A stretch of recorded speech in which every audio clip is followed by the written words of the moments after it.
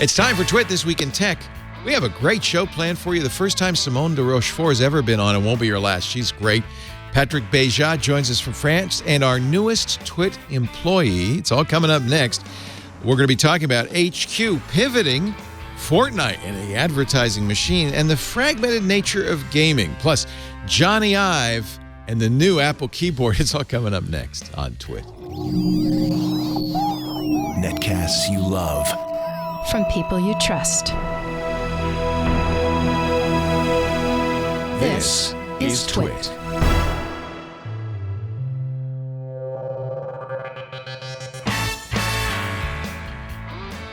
This is Twit, This Week in Tech, episode 726, recorded Sunday, July 7th, 2019. Be my dream daddy.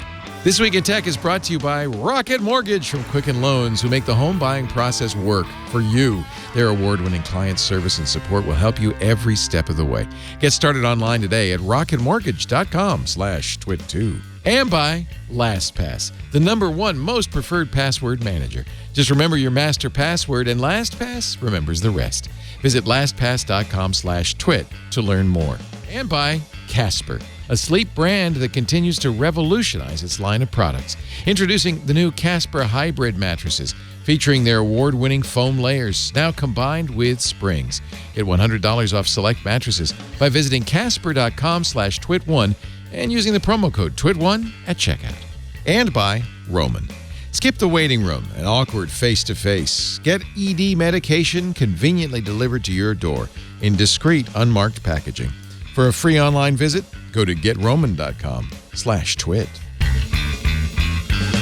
It's time for Twit This Week in Tech, the show where we cover the latest tech news. This week, I am very excited. I'm going to do this. Let's see. Let's first of all introduce Simone de Rochefort, who is, yes, because she is Doom Quasar on the Twitter. You've seen her and you've heard her on Rocket, the great podcast with Christina Warren and Brianna Wu. You've perhaps seen her on the Polygon show. She works for Polygon.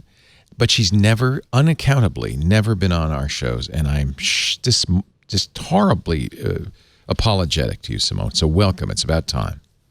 I'm happy to finally be here. Thank you for having me. Finally. And we were thinking we were going to do a high concept thing. So we thought, let's do this and make it all French people. So we got Patrick Béja on, who is, of course, from FrenchSpin.com. He is one of our favorites. How many years have you been doing Twitter? At least a decade. Oh, wow. Yeah. I think the first time I came to the cottage. The cottage. Wow. This one is the brick house. And it was the cottage with Nicole and Mark Spagnolo. We went on a road trip. Yeah. The Wood Whisperer. The Wood Whisperer, and he brought me a beautiful cabinet, which still is in my living room. I love it. It's just a charging cabinet. Yeah. Nice. Is that how we met? Through Nicole. That's great.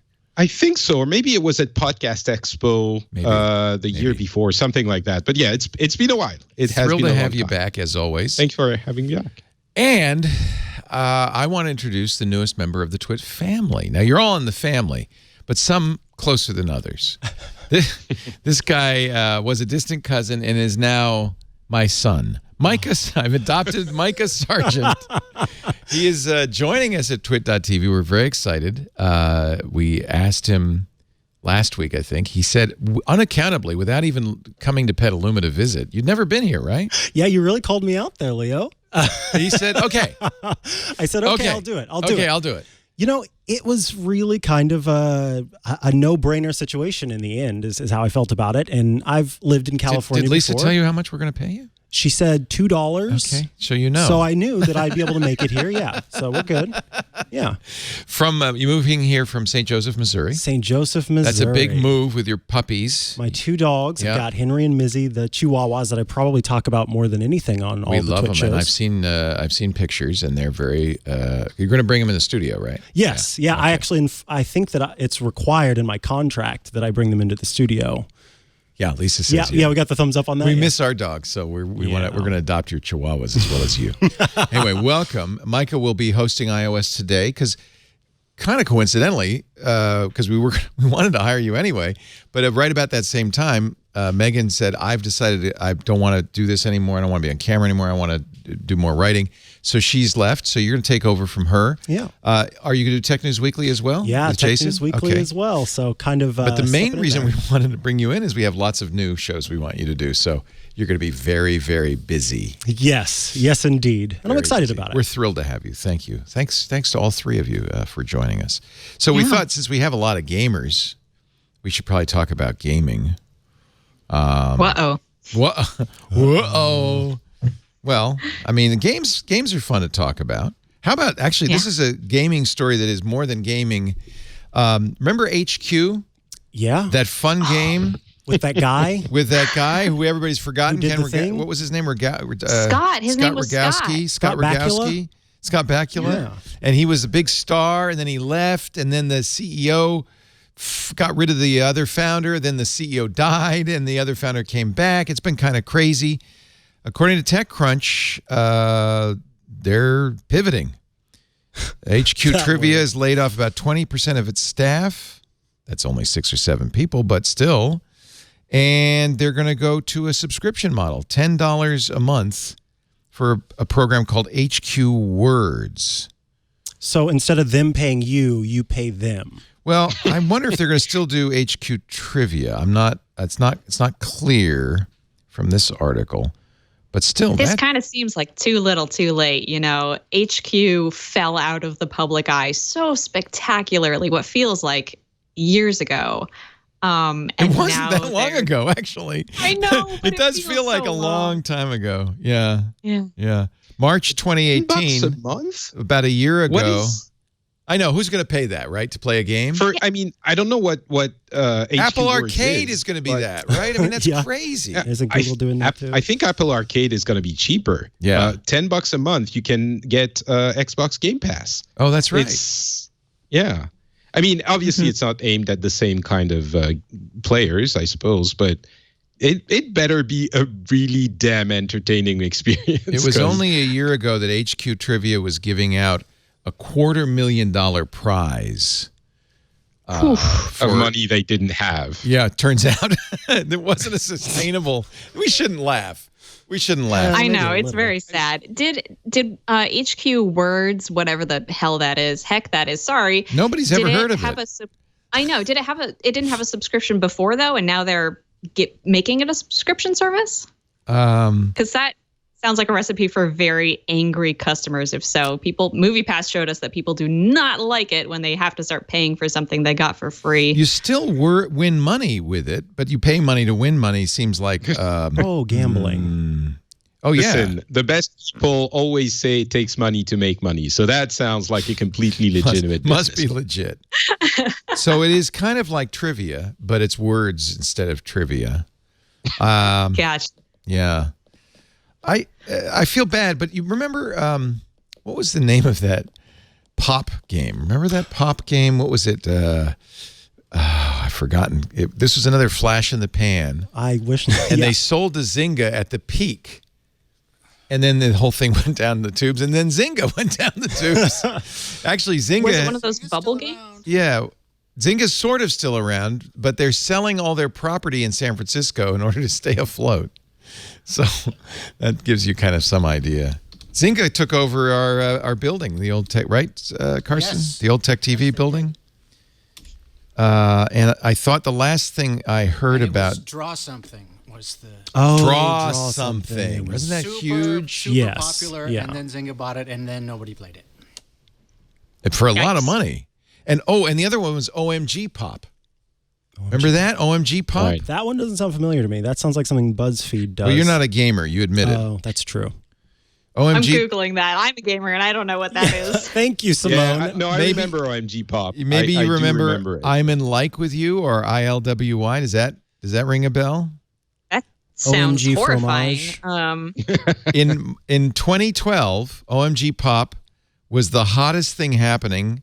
As you can see here, Zynga bought it for $200 million, shut it down in 1 year. What did it do? How old was I? It was a really fun game, but much like HQ, it was briefly fun. Oh, it had several different games. Yeah. Okay. Yeah. I mean, There's nothing more modern. Draw My Thing was the big OMG Pop game. Draw My Thing, most popular one. You know, the name Draw even My applies. Thing? Just not feeling too comfortable about saying that.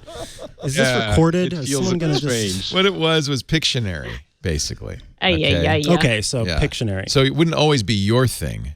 Draw his. It could be her thing. somebody else's thing. These are. I'm looking. These are. It looks like. This is how you get rip-offs. viruses, Leo. Yeah. Don't go clicking games. around drawmythingonline.net. Oh boy. with mobile games is that they rely as much on marketing as they do on game design expertise, and so it's very, very difficult to replicate a success. And that's why all of these companies are having so much trouble. They have one game that works really well, but usually that's it. The only one that managed to do more than one is Supercell, and they make games that are very cleverly designed. They're actual good games. Yeah, because HQ is a trivia contest. There's nothing special. I think you could argue that Scott Rogowski was the reason for its success. He was kind of fun to watch. Yeah. It changed and if when you he didn't left. like listening to those hosts, which I frankly did not with the couple times I played it, it becomes this intolerable trivia experience where instead of answering questions, you're sitting there listening to someone banter. Stop bantering. Just ask me the damn question. I want to get this over with. That was kind of the best part. You always knew that people were playing the game because you would hear these little mumbles of like, "Can we get past this, please?" I never really played it myself, but I can remember even colleagues being like, "Yeah, I'm just going to time my lunch break with the time the game came on." We would end the show at 6 p.m. so I could play HQ. Oh, those were the days when the show was less than 4 hours long. Remember that? Yeah, those were the days. Anyway, this is kind of a long-running story in Silicon Valley, these flash-in-the-pan games. Everybody thought HQ was going to be hot. There were a lot of copycats. There were a ton of copycats, none of which took off. And then, I don't know if everybody thought it was going to be hot. It feels like there's a subsection of the tech community that thinks games work like tech, and since they know tech, they know games. And the two are very different markets and industries. I think that's why we thought, some of the tech industry thought gaming was going to be, smartphones only forever, and there was no room for a portable console.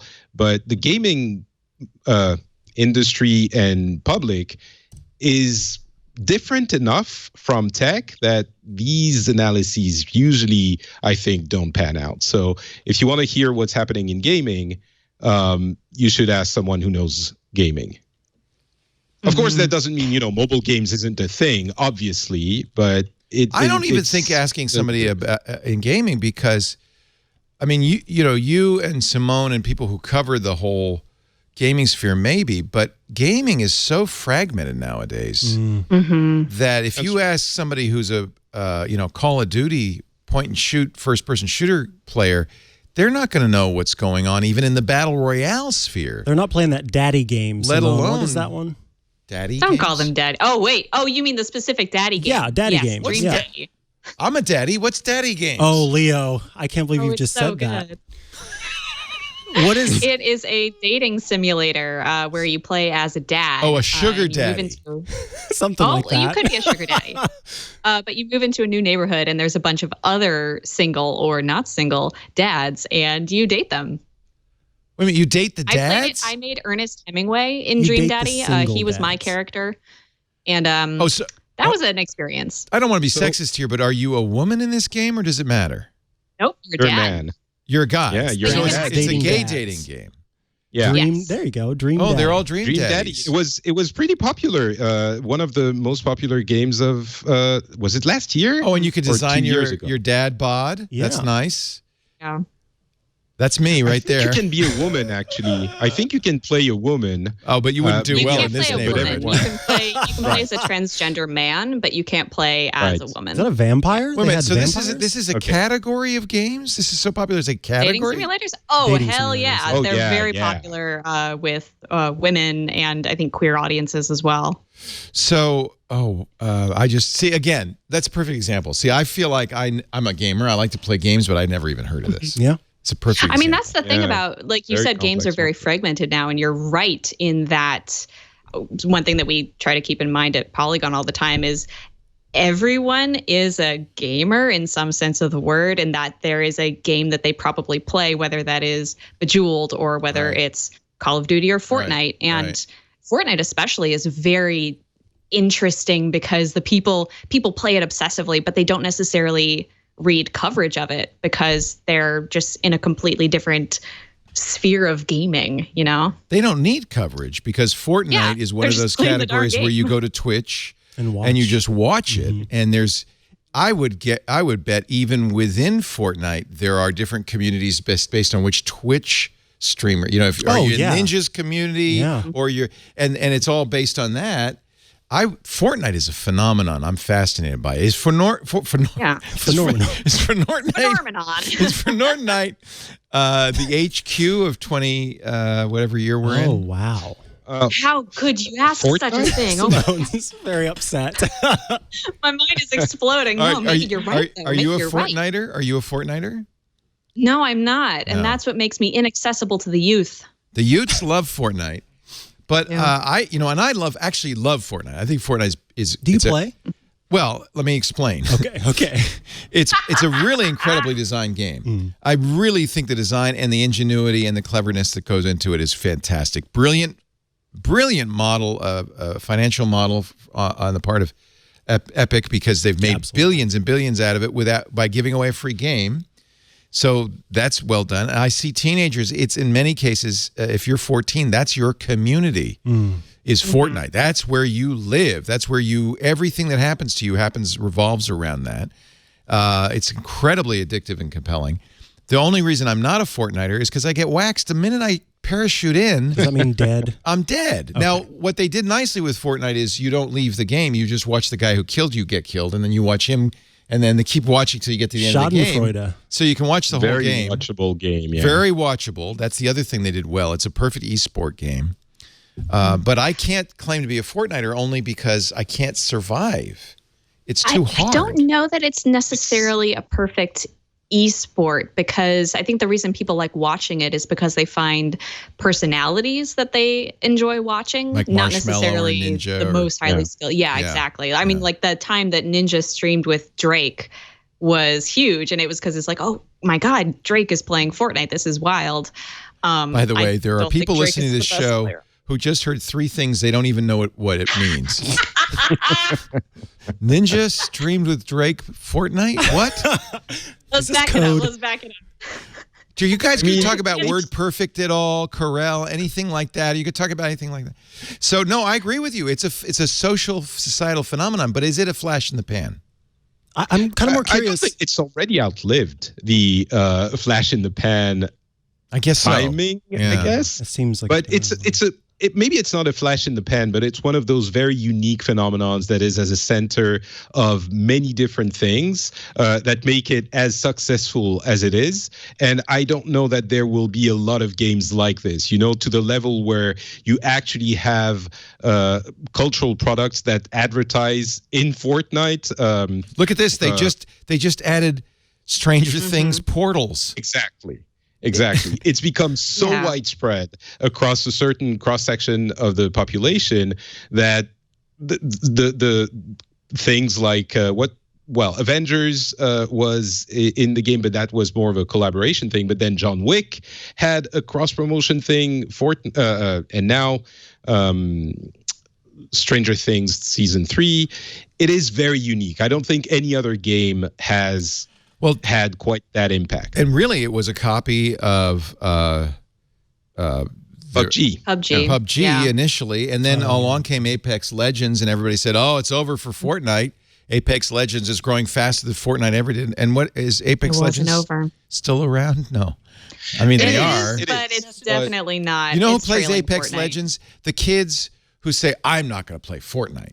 I don't want to be." Fortnite's too kiddie for me. Yeah, I play Apex Legends. Exactly. Sorry, that's my game. Because they're 6 months older than the guy playing Fortnite.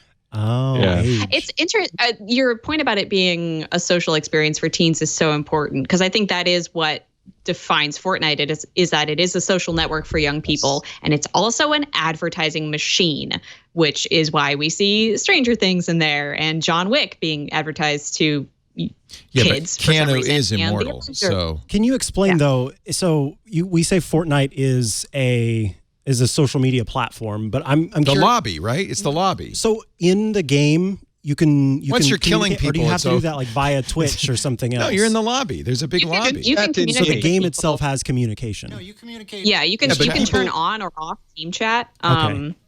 Which, depending on your experience, can be good or bad. Sometimes, I mean, I've heard a lot of stories about people, linking up with another person and having a really good experience. I especially love stories of like people my age linking up with like a kid who's like, I don't know how to play, but I'm having a good time, and like being able to be a good role model for them, which I love. But then there are jerks as well. So, it's a crapshoot. So is it kind of it seems like there are two forks. There are the people who like to watch it, and Simone, you kind of talked about that being for the personalities that play the game. Like my little brother, he lives in Florida and streams Fortnite for a living. Your little brother is a professional Fortnite streamer. Yeah, he does. He's Fortnite. living the dream, my friends. Living the nightmare. Yeah, I was gonna say, that sounds like the nightmare. As Does you he can see, enjoy I'm it? asking. Well, the game not so much. It's and starting that was to be a gonna grind for him. Yeah, and that was going to be my next question. What do you think is the thing that gets the personalities into this game? Is there something about this game in particular, or is it just because there are enough people interested in this game that they're choosing to That's a great question. lock onto it? I don't know that I can answer that, because I feel I was foolishly late to Fortnite. I was not paying attention to it because I did think it was going to be like PUBG, and I was playing PUBG at the time, and I thought, oh, whatever, Fortnite, I don't care about that. And I missed the moment when it truly ignited. And so you're not a gamer. I am. You just lost all street cred. Bye. Bye. Because I don't play Fortnite. It's the opposite of that. That's how the gamer community is, by the way.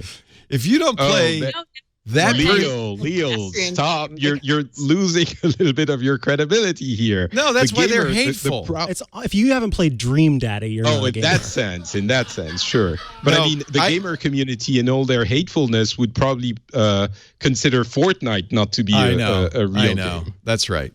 Exactly. It's silly. It is what is really unfortunate about the so-called gamer community. It's very judgmental. You're going to get in trouble there with those. All these I don't mind. I don't care. I already get hate mail from the gamer community. Is it hot in On here? behalf of gamers, I apologize. I think you're a gamer if you play games, right? Amen. Even if it's Scrabble. If you're playing Words with Friends, aren't you a gamer? In the technical I think so. Games and mobile, I was hating on mobile, or maybe people could understand me hating on mobile when I was saying things earlier. That's not the case. Certainly, mobile has expanded the meaning of what a game is and what a gamer is. There are many, many different kinds of gamers nowadays, much more than a few years ago. And everyone's a gamer. That's completely true. What the quote unquote real gamers will say, well, those are not this. I think it's fair to say it's not the same kind of game. Just like maybe if you like action movies, you're not necessarily going to like the auteur Sundance kind of thing. But you might. There is a trend in our culture where certain things have become taboo because it's too risky. For instance, to say something about gamers is too risky. And so people just don't even talk about this. After Gamergate, it's like, oh, that's a third rail. It's like talking about the president. It's a third rail, and so everybody avoids it. And as a result, we're not talking about some of the most important issues in society. So I'll stay away from the president, but let's talk about gaming for a minute. The technical definition is somebody who plays a game. That's not what so-called gamers think of as gamers. Yeah. It's whoever plays the games I like is a gamer. It's a weird thing because a lot of people have pointed out, we don't call people who enjoy TVers because that's silly. Okay, There's so many different kinds of TV. But we have, I think, just because of what a niche hobby playing video games was in the past, kind of made it into a category that may not necessarily make sense. Well, you said something interesting. On a pure taxonomy level right now. In the past, it's changed now, hasn't it? So, for instance, I think it has. I spent 20 hours, minimum 20 hours this week playing Harry Potter Wizards Unite. Mm-hmm. Now, the reactions to that are going to range from your horror, Simone, or was it joy? I couldn't tell. It was kind of both. They're going to range from horror, joy horror, to joy, to joy horror, to people saying, "Well, that's not a game," and everything in between, right? So that's why probably the other reason Fortnite's, I want to stay with this, why is Fortnite so successful? Because it's an interesting thing, is partly because once you're one of us, part of being one of us is the other is all bad. You know, them, you have to have us versus them. Wait, who's the us? The us is Fortniters. Okay, Fortniters versus them. So people play Fortnite probably think they are the only true gamers. I don't think so. I don't think that that's necessarily true, because I don't think that kids are thinking of it in that way. I think that they think of it more as a place to hang out with their friends or a common activity. Yeah. Although there is the element of skins and bullying over skins that we can get into. I could see, there are some games that are super intense and you like set up a LAN party and you play these games and you try to rank, like, I don't know, ones that have lots of guns and are militaristic, and ones where you have to have very expensive computer systems to run them and that kind of thing. And though I feel like these are, you talked earlier about the fragmentation sort of what the sort of gaming industry is and what gaming involves. And I think that also plays into which groups are being those sort of you are they and we are us.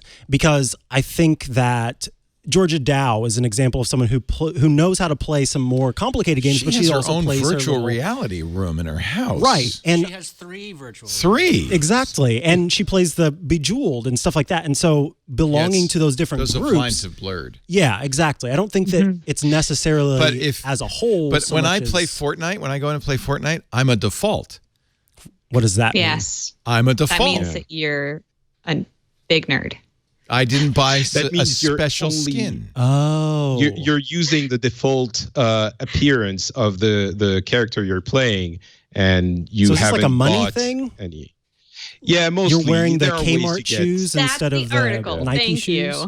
Kids are getting bullied into, and here's the tweet from downtown Josh Brown. The 9-year-old boys in my house don't call each other losers. They say, he's a default. Oh, it's a term for Fortnite players who haven't earned better skins yet. It's the equivalent of the old Twitter eggs. Okay, earned. So can you get them without spending money? Some, but the best skins you have to buy. Yeah. The most best of things. Them. Money. That's how they make money, because the game is free to play, remember. Yeah. But I mean, that article was amazing, and it certainly opened my eyes, and I'm sure many other people's eyes, to what's happening there. But I think also, it's not like bullying started with Fortnite. And again, Fortnite is such a unique phenomenon in the gaming world. I would be very hesitant to draw any conclusions from what's happening there and apply them to a large section of the gaming industry. I would also venture that I think the fragmented and hateful nature of game communities is, I don't want to say a thing of the past, and maybe, Simone, you have a different look on that. But I think after Gamergate, which certainly hurt us a lot, there was a reaction to it that was slow but deeper, that kind of forced us to look at how we were behaving in that sense, and break the barriers down a little bit. And certainly there are still, the idiots are still going to be idiots, but I think everyone else, not everyone, a good portion of other people started understanding what was happening there and paying a little bit more attention. That's the way I think it's at least starting. Simone, maybe you have maybe you would disagree with me. I don't disagree. I think that there are still problems in gaming. I think it's kind of as it always has been, that there is a small group of people who are very, very loud and very, very angry and very, very mean. But I do think that in the larger sense, companies are being conscious of being more inclusive in their video games. And also, certainly, I mean, the world's eyes are opened to what happens when you let a hateful group of people kind of run rampant over a hobby, without anyone stepping in and saying, hey, cut it out. I think that there are still scars definitely on the gaming community from that. It's also the case that the gaming community is very diverse. So there's kids playing Fortnite, there's dads playing Call of Duty, and dads playing Dream Daddy. And there's moms playing Words with Friends or Bejeweled. I mean, that's a little stereotypical all the way around, but I think that it does very much, it's a variety of communities. So you can't really talk about a gamer community as one. That's how I'm feeling about it. And I think that sort of situation applies itself to a lot of things because, we all have these little groups and we like to see these little groups as bigger groups because that means that more people agree with what I agree with.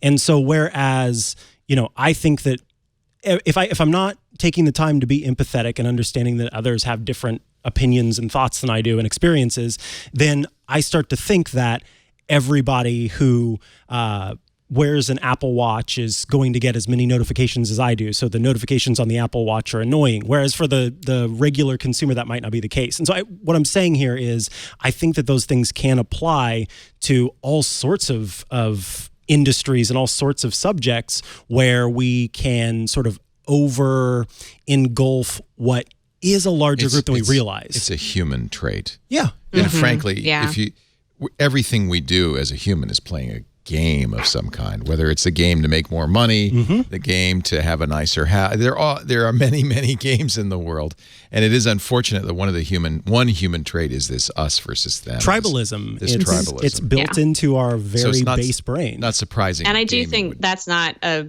issue specific to games. That's something that's definitely been exacerbated by the internet. And it's just kind of built into us, which is sucky. When you go to PAX, is that a kinder, gentler? When you get there, it always looks from the outside. PAX. Yeah, from the outside, it looks like everybody's getting along.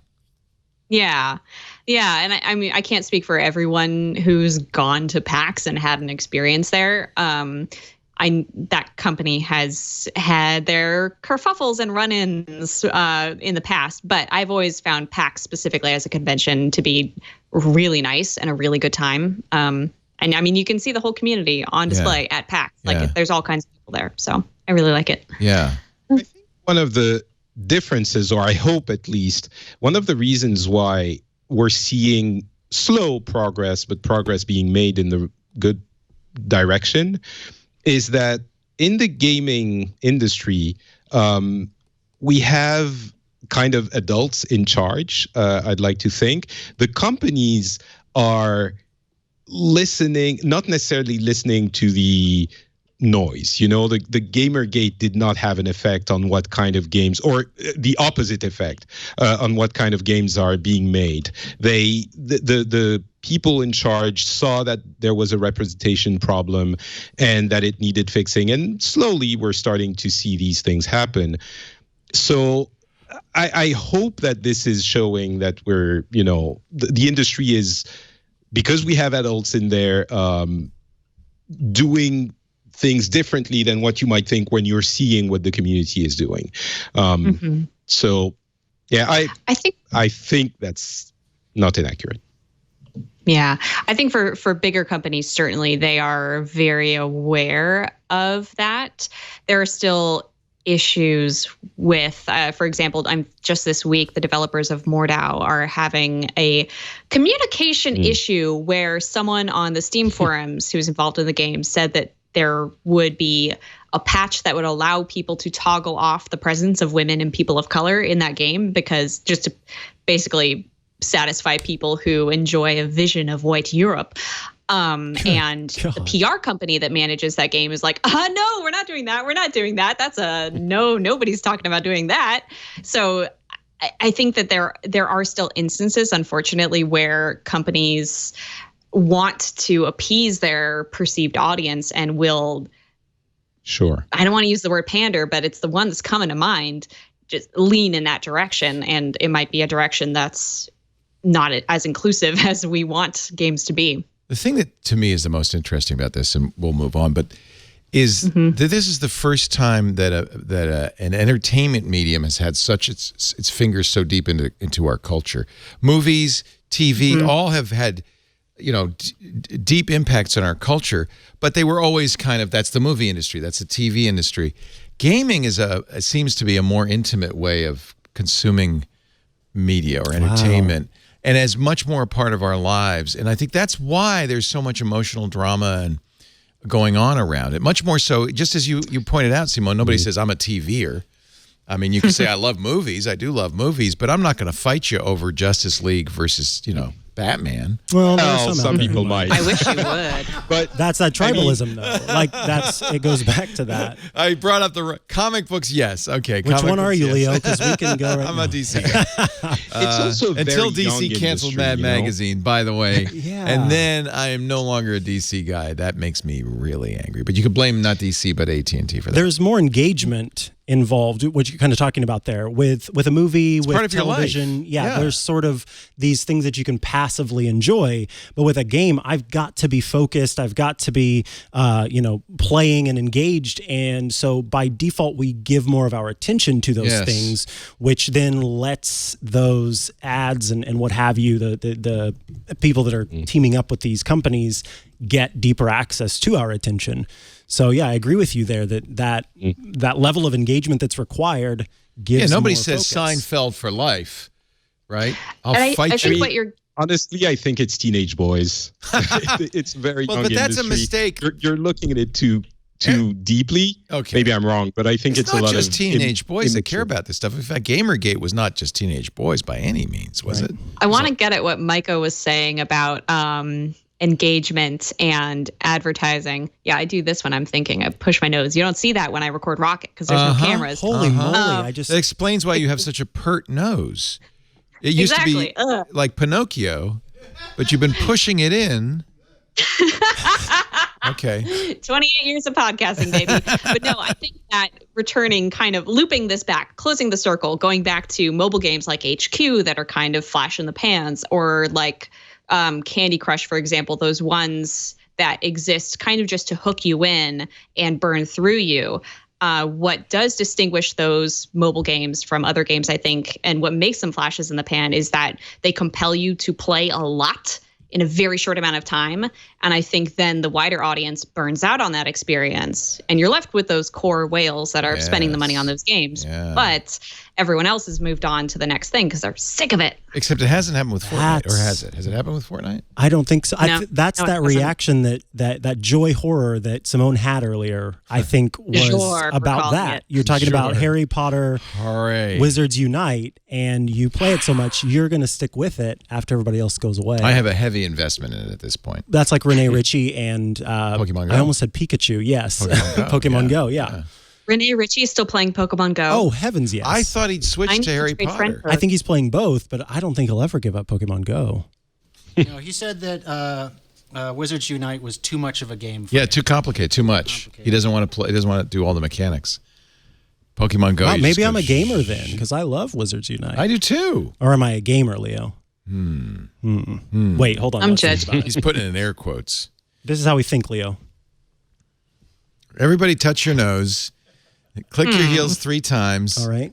And then give you scare quotes. All right, we're gonna take a little break and come back in just a second. That's our gaming segment. There's more we could talk about. I guess we could talk a little bit about. Patrick has a scoop about. Well, maybe not a scoop. Yes, a prediction. A prediction. Oh, right. That we want to talk about, and lots more. Jony Ive leaving Apple. What does that mean? Immediately after Jony Ive announces he's leaving, Ming-Chi Kuo says Apple's going to change the butterfly. He's getting rid of the butterfly keyboard. It's like, oh, well, we know we could blame for that. Our show today brought to you by Rocket Mortgage. So glad to welcome Rocket Mortgage back to our shows. We're big Rocket Mortgage fans from Quicken Loans, the best mortgage lender in the country, the biggest, the best, the most customer-centric. It's hard enough finding the right house, but then you got to borrow money to buy the house, and finding that mortgage is just as important. That's a company you're going to have a long-term relationship with. Rocket Mortgage is doing more to help you understand the entire process so you can get exactly what you need. It's not just a mortgage, it's your mortgage. Their team of mortgage experts are obsessed with finding a better way, which means their number one goal, to make the home buying process smoother. But they're also changing the game, besides with their industry-leading online lending technology, but they've just helped millions of Americans achieve their dream of home ownership. And the testament to their success is that J.D. Power continuously ranks Quicken Loans #1 in customer satisfaction, 9 years in a row for primary mortgage origination, 5 years in a row for mortgage servicing. If you want more information about their awards, go to jdpower.com. When you work with Rocket Mortgage, you get more than just a loan. Rocket Mortgage is more than just a lender. Visit rocketmortgage.com/twit2 and get the first step toward the home of your dreams. If you're ready to buy, go to rocketmortgage.com/twit2. If you're getting ready to buy, go to rocketmortgage.com/twit2. Equal housing lender, licensed in all 50 states, NMLSconsumeraccess.org, number 3030.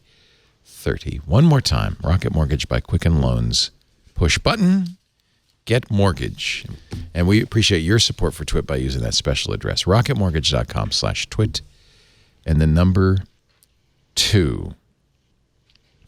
The next big thing in gaming is streaming. We're going to do one more gaming segment. I should mention this because you said an interesting thing, Patrick Beja.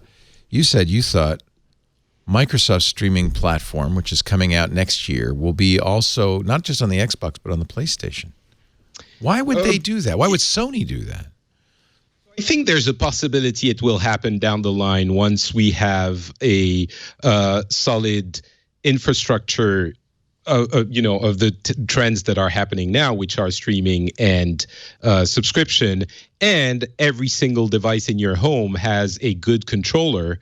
So anything can become a game, a traditional console game machine. That's the promise of Google's Stadia, right? Google Stadia and others that are also being worked on by Microsoft and Sony and possibly others. I think Stadia is actually going to become the streaming service for everyone, meaning for every company.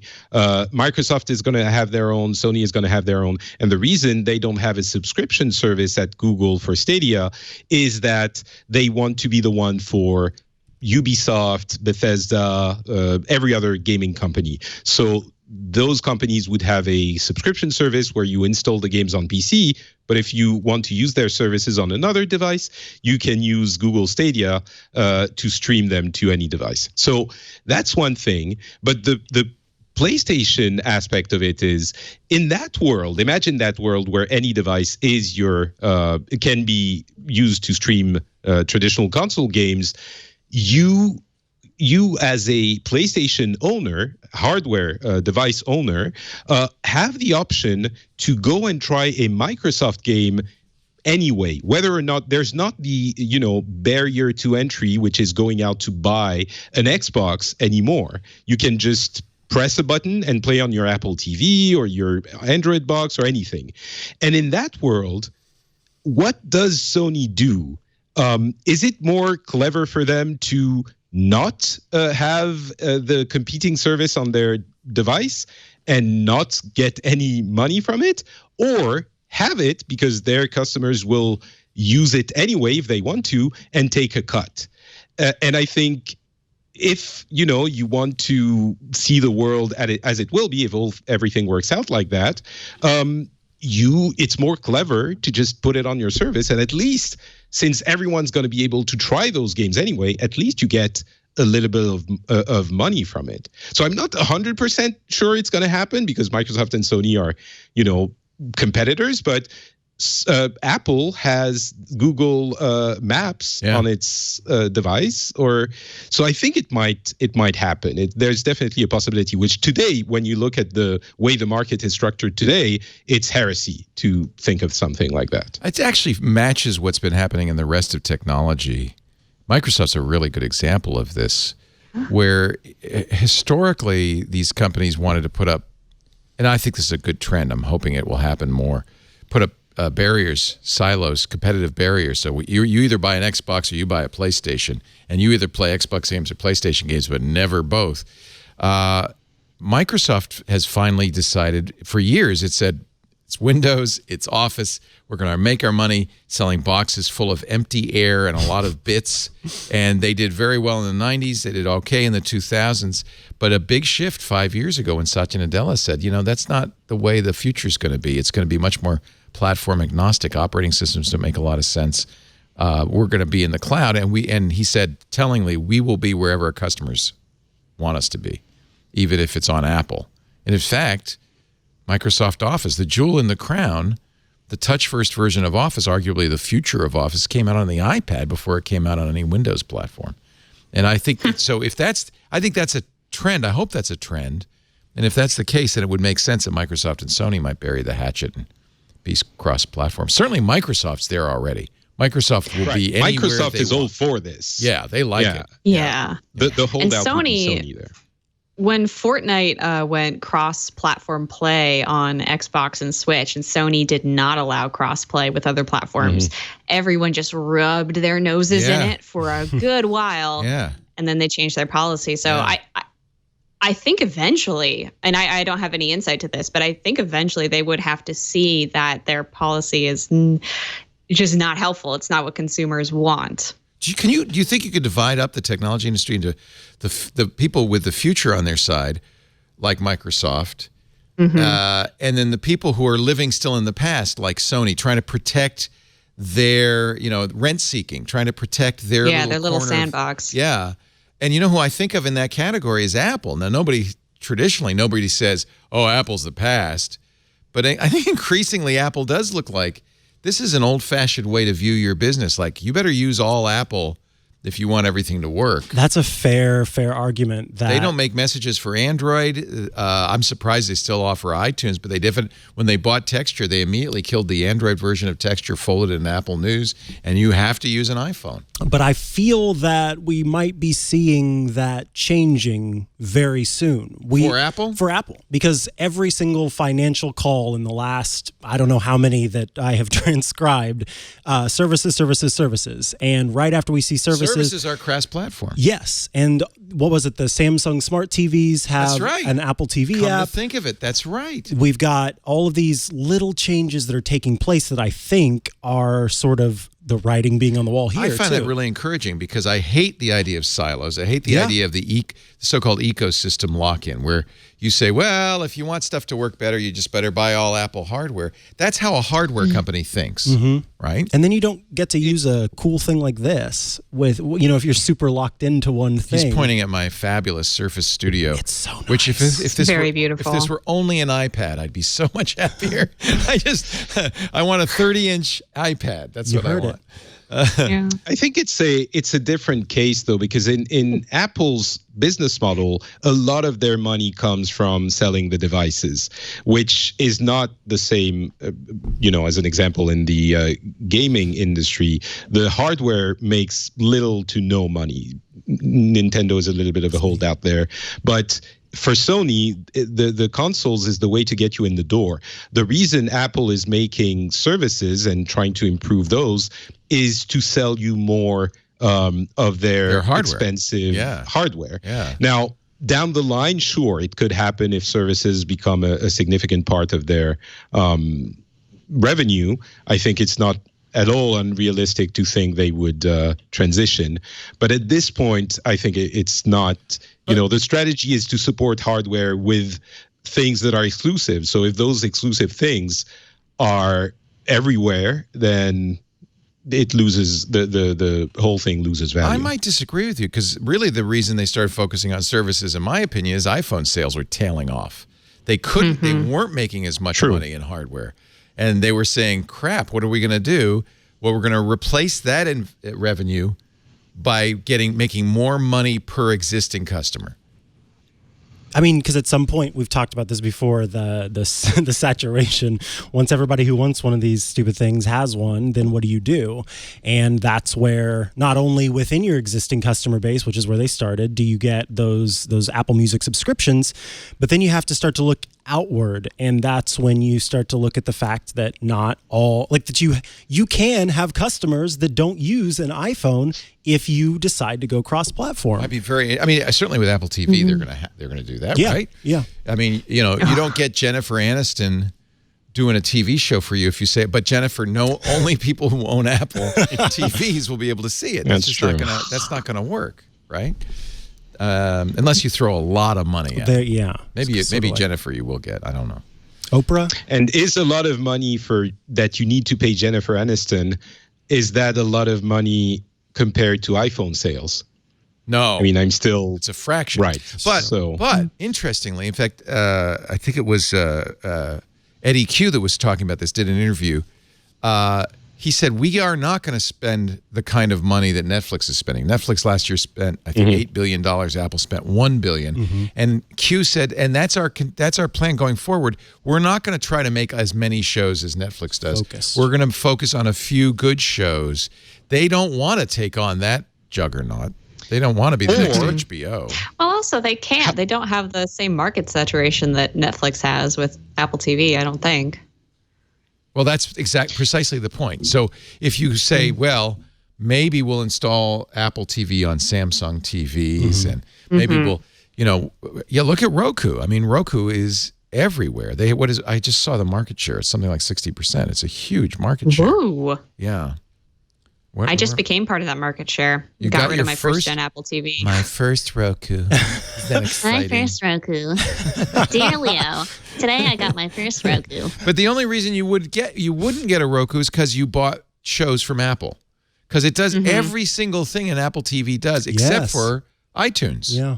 For a fraction of the price. That's what.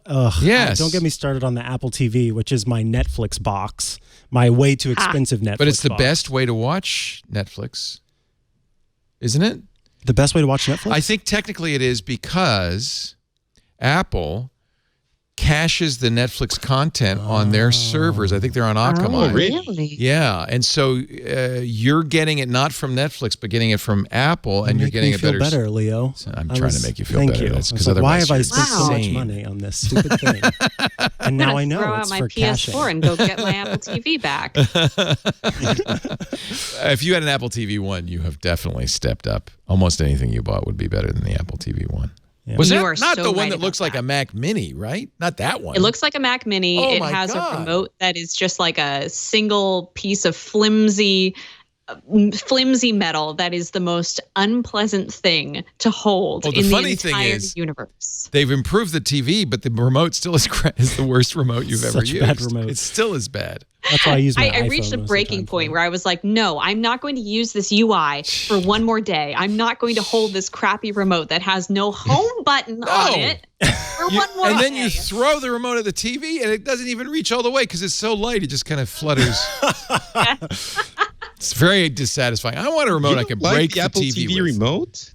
Yeah. Snap it in half. You don't like it? Who are you? You people? like it? Wait, Oh, it's you- because you're French. You don't know any better. That's all. Probably that must be the reason. I don't know I think anyone it's- who likes it. It's the worst remote ever made.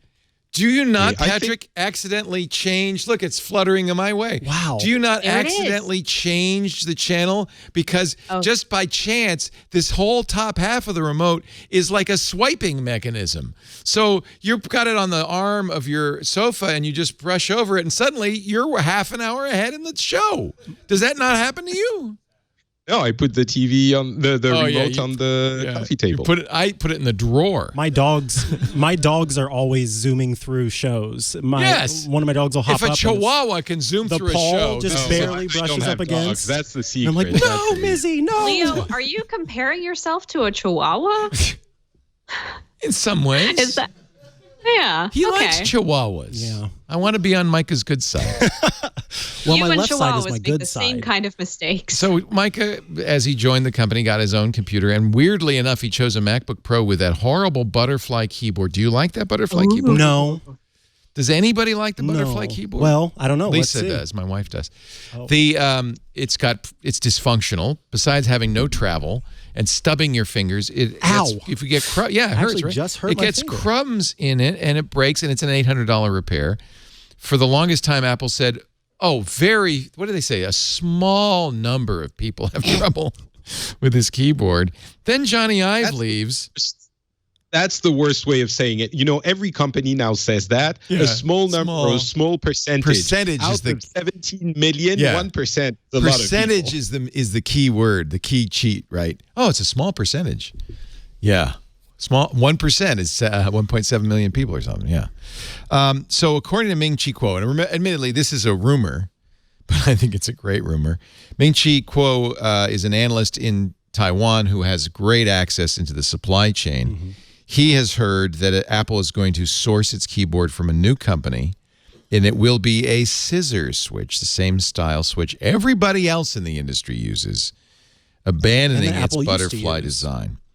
Kuo said Apple's butterfly design was expensive to manufacture due to low yields. But that's kind of a shock that Apple would stick with an expensive to manufacture and expensive to repair keyboard that everybody hates. Seems kind of contrarian. I don't understand why. But maybe that's Jony says, no, it's got to be thinner. It's got to be thinner. And now that Johnny's gone, I just can see Tim Cook going, is he gone? Is he gone? Bring out the scissor keys! Anyway, I hope it's not just a wrong rumor. I hope it's true. I hope so too. It would be nice. And I'm sorry you got that laptop. Look, we're gonna figure out how to. Maybe they'll offer. iFixit will offer a kit where you can replay. The touch bar is fun. What I like is having Touch ID. Really? Fingerprint's good. Fingerprint's great. Give me Face ID and we're good. Yeah. But I love having Touch ID. The bar's fine. The keyboard, not great. Would love to have some travel. I'm curious what you all think of this. If this is true, I will be so validated because I have been clinging to my 2015 13-inch MacBook Pro. Rightly so. I love it. I don't care that it's thick. I did the same thing. I find it pleasurable. Gonna regret saying that, but it's a good size. I find it a pleasurable if they change keyboard. Back, I'm gonna be thrilled. I like keys that travel a long way every time I touch Everyone them. does. Yeah. I think that the rumor is probably true. They have to do something about this keyboard situation. They just have to.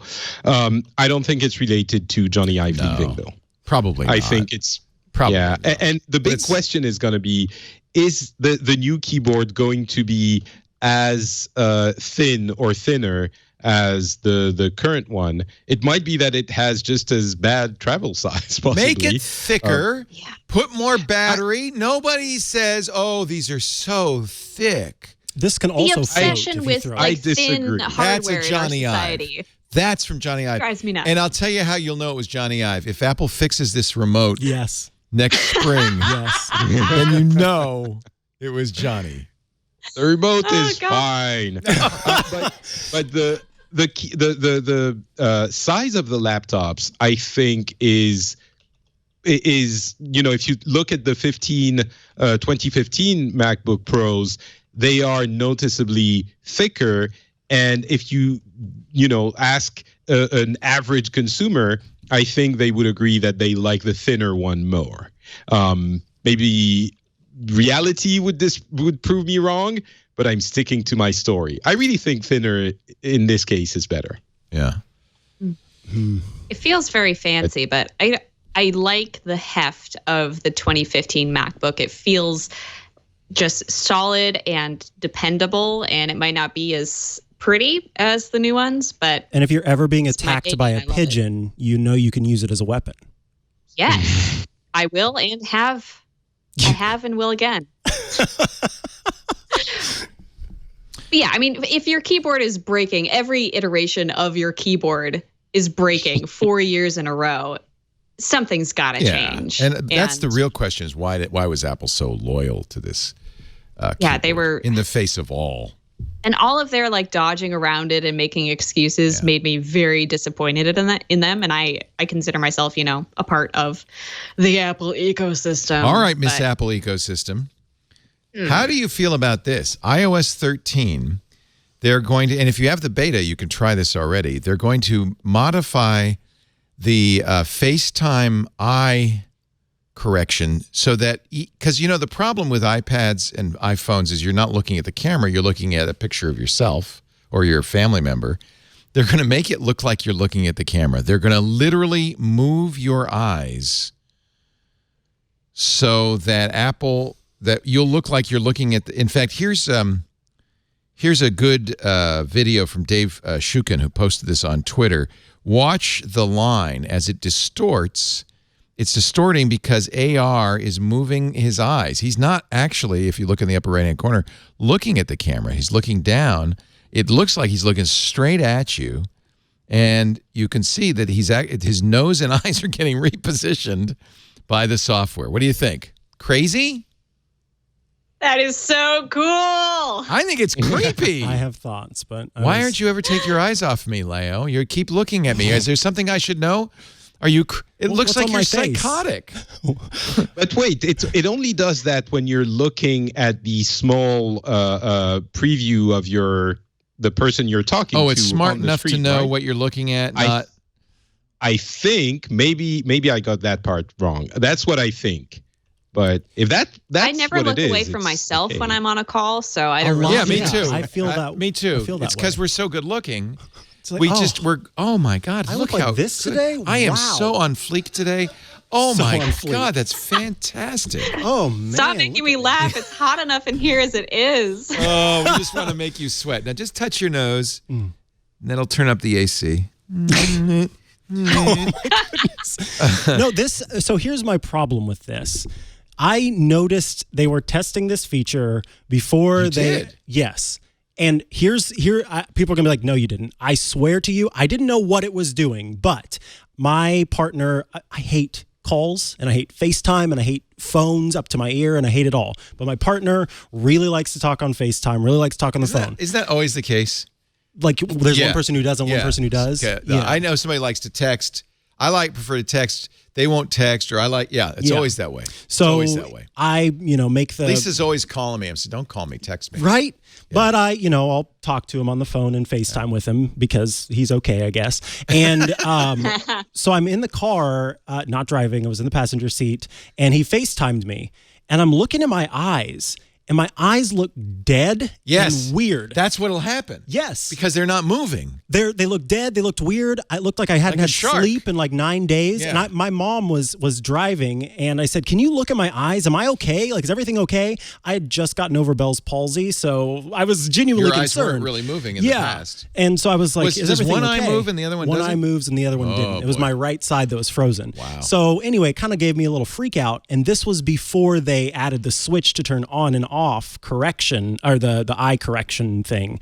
And so when that came and people started talking about it, I was like, oh, thank God. I'm glad I don't look like that because my eyes look so strange and dead and weird. And so I think they're still ironing it out and figuring out how to AR move your eyes so that they don't seem dead like you're talking about.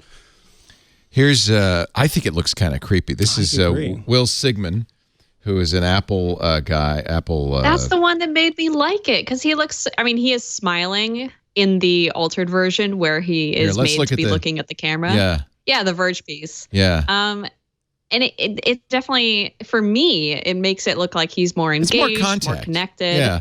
I guess we should hide his. That being said, I had not seen it in motion as you did, Micah. So let me make this be more fair.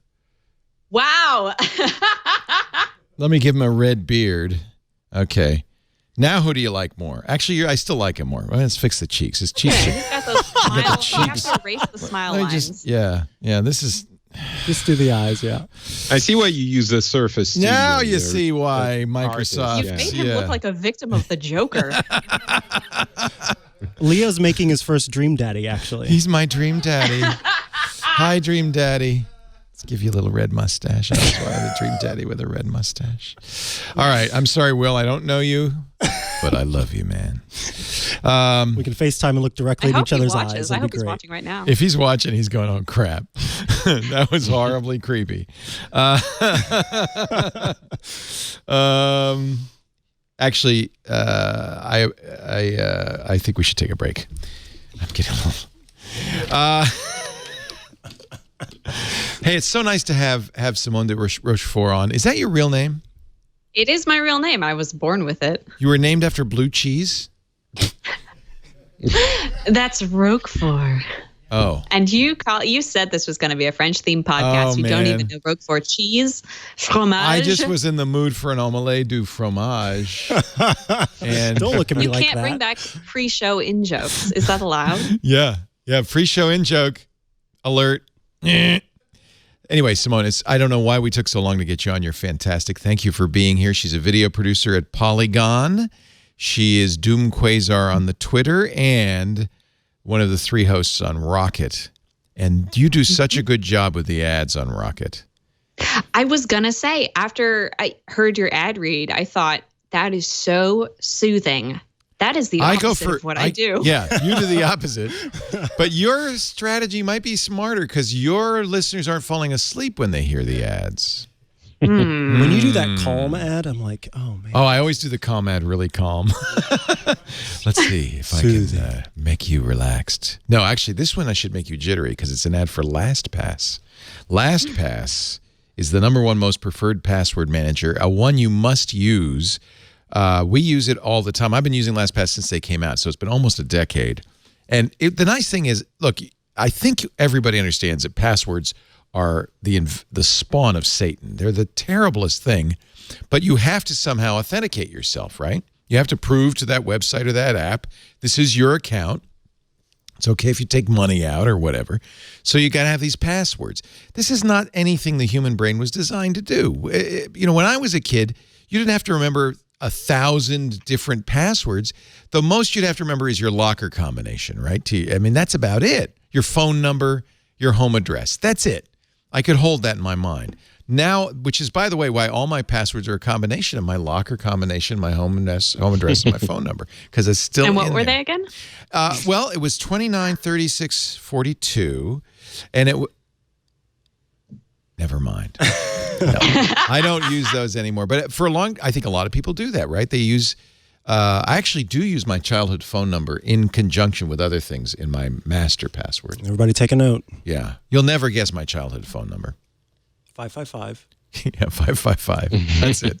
But that's the problem is we have to come up with these strategies. So LastPass is brilliant because you remember one password, your master password, and then all the rest are long, completely non-memorable passwords generated by LastPass, stored by LastPass, encrypted, so no one, not even LastPass, has access to them. They're only decrypted on device. Make sure you have a good, strong master password, and I always use two-factor authentication. LastPass supports every kind of second-factor authentication. I use a YubiKey, so unless you have my keys, you're not going to be able to get my password vault. I think that's a really great way to secure it. We also use it in business because, you know, I have good password hygiene thanks to LastPass, but we want to make sure every one of our employees does because there are passwords. They know the logins to the website, to the databases, to everything. We've got to lock those down. LastPass Enterprise keeps our passwords safe. And LastPass has just introduced a new business lineup that I think is fantastic. And you'll like this. If you've been following security now or you understand the issues, you will really appreciate this. First of all, LastPass Enterprise, the one we use, has just introduced a single sign-on technology, SSO, and already supported by 1,200 plus apps. So you can have a password, but you can also have single sign-on. I love this, which manages every entry point with one solution. Your employees will love it because they don't have to remember anything. It's very straightforward, but it's more secure than a password, so you'll love it too. They also have LastPass Mfa. That goes beyond two-factor authentication, multi-factor. It uses biometrics, geolocation, additional factors to make sure that those passwords are super safe. Only the right users are getting the right data at the right time. That's important in a business because we might have the QuickBooks password in our vault, but we want to make sure only people who should have access to that are using it. And that is an additional factor. I love it. LastPass Identity combines Enterprise and MFA to give you a holistic view of end user activity from one dashboard that covers passwords, authentication, every app that's in use. You see that. Your IT department, your security people see that.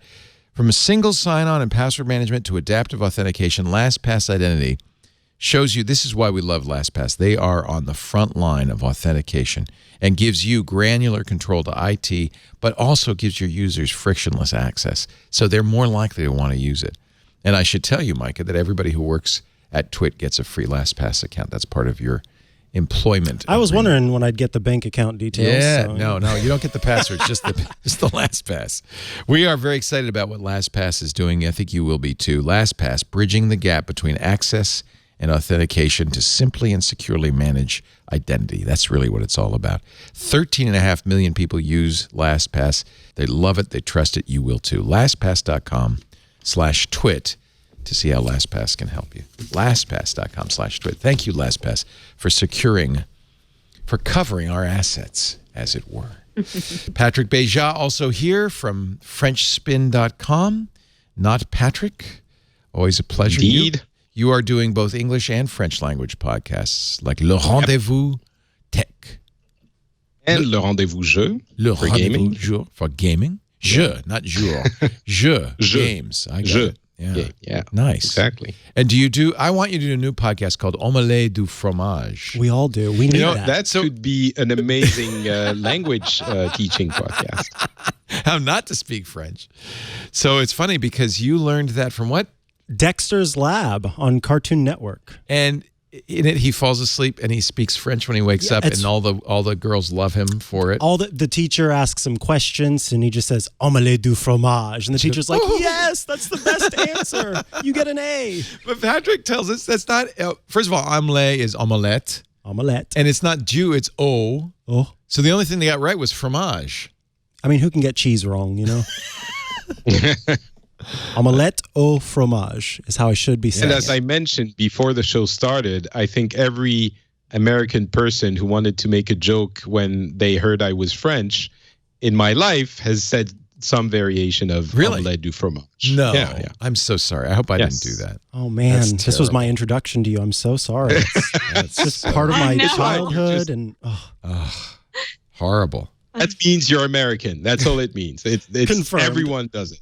We talked about Jony Ive leaving Apple. There was a Wall Street Journal article about it that Tim Cook was affronted by. And I can't think of very many times that Tim Cook, A, has been affronted, and B, has said anything public about this. The article implied that Jony left Apple because he was frustrated that Tim wasn't the visionary Steve was, that they lacked interest in design, that they didn't support his work. This is the title of the article in the journal. Jony Ive is leaving Apple. His departure started long ago, and has a big picture of Jony showing Tim something that Tim's been looking at on his desk for about 8 months, which is the brand new Mac Pro, and Tim feigning interest in it, but I think he's feigning it quite well. Tim was hurt.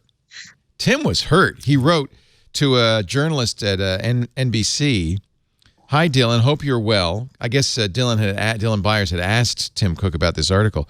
"The story is absurd. A lot of the reporting, certainly the conclusions, just don't match with reality. At a base level, it shows a lack of understanding about how the design team works and how Apple works. It distorts relationships, decisions, and events to the point we just don't recognize the company it claims to describe." I can't think of a single time Tim Cook has been so pissed off. I think this is a PR move. He's not necessarily angry, or maybe he is. But the importance here is with Jony Ive being the second of the greats of Apple that defined Apple to not be at Apple anymore. I think it was very important to not let that idea that it was a confrontation between the two that led to his departure. Because if everyone starts saying, oh, he left because Cook doesn't care about design, it means Apple today doesn't care about design, and that's very, very bad news for Apple if that perception becomes common. So my suspicion would be that was damage control before the story could, or the narrative could take hold. Yeah, and it wasn't just Jony Ive who was kind of being criticized or talked about in this piece, rather, that he was going away and being disillusioned, but also the fact that the team that worked under Jony Ive felt like Jony was always gone and not there to make decisions. So it wasn't just that was demonstrably true, though. Everybody has heard that story. Right. That Jony set up, instead of even going down to the campus, he had a place in San Francisco the team had to travel up to, and twice a month they'd get to show him what they were working on, and that's all. And I mean, that is not just the Wall Street Journal in that article. That's Right. being reported for years. And I think that that's important to sort of talk about the fact that it's not just a war between Cook and Ive, but there's a bigger story here about Ive also wanting to kind of step away and not do the same role that he had. Yeah. And those both kind of add up. The thing that really bums me out about all of this coverage is that by focusing so much attention and like importance on this person we've put up on a perfect aluminium totem and that he stands atop of. Thank you for that. You're very welcome. See, maybe I'm not American. he might Who say knows? omelette du fromage, but he does say aluminium correctly. Yeah. The problem with that is Drives me crazy. we forget the teams that create these devices, and Absolutely. It dishonors them to say, well, it's just John. as soon as Johnny's gone, Yeah. then nothing can do. He doesn't sit However- down and do it all on his own. However, you got to say, and I'm actually cribbing this from John Gruber, but Jobs and Ive were the Lennon-McCartney of Apple. I mean, it isn't like Ringo and George did any great albums. I mean, afterwards. Unless you like Ringo Starr as traveling No, all-stars. I agree with you, but that's a band where you really are having It's a this small group. Small group. And Apple's This is 20,000. a huge team of people that are just, oh, well, now that Johnny Ive's gone, you all who've been working on all these products for so long can't do anything. Yeah. And that just really grinds my gears, my aluminium gears. That's a good point. Yeah. I don't I think think that's one what aspect people of. are saying. Oh, sorry. Go on, Patrick. No, please. No. Don't be a gentleman. Patrick and then Simone. I don't think people are saying that Apple can't do anything, and Apple themselves always puts the teams front and center to, the annoyance of journalists that get their ears popped when they're at a show. But I think there is some substance to the fact that some people are in design. Some people are better than others, and it's just like an artist. You can't say that any artist can do the same as everyone else. The concern with Johnny Ive leaving and Steve Jobs dying is warranted. You had a unique thing. I mean, that was really unique. Go ahead, Simone. I was just going to say, I think that part of why Tim Cook is so peeved, and also something that rings true to me, is that the article, both this one and Bloomberg's piece, talk about the design team kind of seeking out Johnny Ive's approval, even as Alan Dye and Richard Howarth were essentially running the day-to-day of the design team. And it does ring true to me that because he is such a figurehead, it could derail production if people are constantly being like, well, we have to get Johnny's approval on this. I don't consider these people our leaders. I want his opinion, his sort of blessing on this decision. I think that could cause dissension in a team. I can see that happening if he is, as you say, a Lenin-like figure. Yeah, Mark Gurman's got, you mentioned Bloomberg, Mark Gurman's got excellent sources inside Apple, and he says... And he essentially published the same story that Wall Street Journal did. So he's got the same sources. He says the company's closeness design team withered in recent years. On the other hand, I think there are a lot of people who see Johnny Ive's, and I don't mean this facetiously, but departure as potentially good news. Apple has been so design focused for so long that I think they've kind of lagged behind maybe in technology. And I think maybe a renewed focus. Johnny was not a form follows function guy. He was all about form, all about design. Remember his Christmas tree? No. There are no decorations on this. They asked him to, I can't remember where it was. They asked him to design a Christmas tree. Yeah, Claridge's. There was nothing on this Christmas tree. It had no ornaments. He didn't like buttons and ports either. Toilet was fair, one slab of aluminium. The Americans go crazy with ornaments on Christmas trees. I mean, it's shocking when you don't know. Okay, but wait a minute. Part of this is Johnny Ive's Christmas tree in the lobby of Claridge's. You can't even see it. It's dark. All right, it's a tree. That's fair. It's in dark mode right now. It's a tree. I take it back. I was wrong. Okay, that is, I mean, you see that, you look at it, and you go, when are they going to put the decorations on? And what did he design? I don't understand how you design. Is that a living thing? It's a perfect... Nature made that tree. It's a perfect reflection, the choice of having platonic ideal of a Tannenbaum. There you go. Yeah. There you go.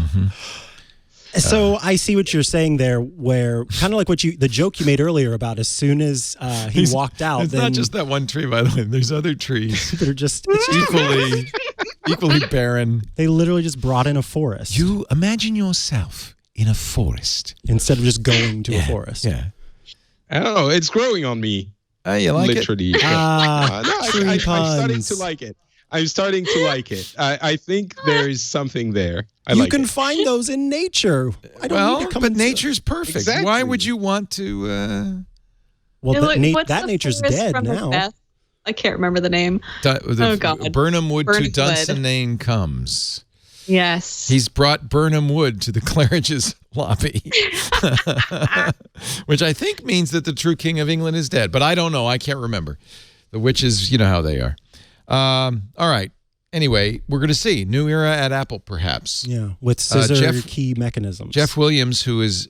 I think the other reason that Tim might have been peeved is that the design team now reports to the chief operating officer, a man handpicked by Tim Cook to replace Tim Cook. This was Tim Cook's old job, COO. He brought in Jeff Williams to replace himself. Jeff is an operations guy.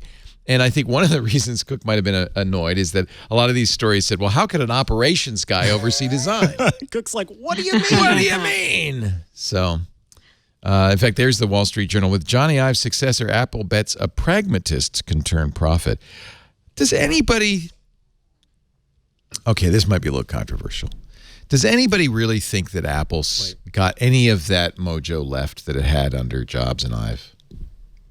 I'm not going first.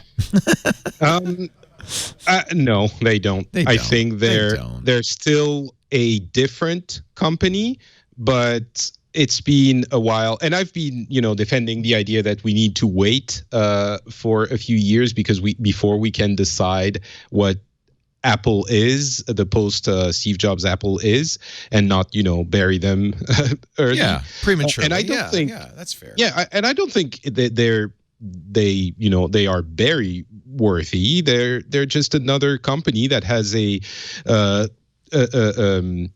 focus on design, because they're going to keep that, and premium products and privacy now.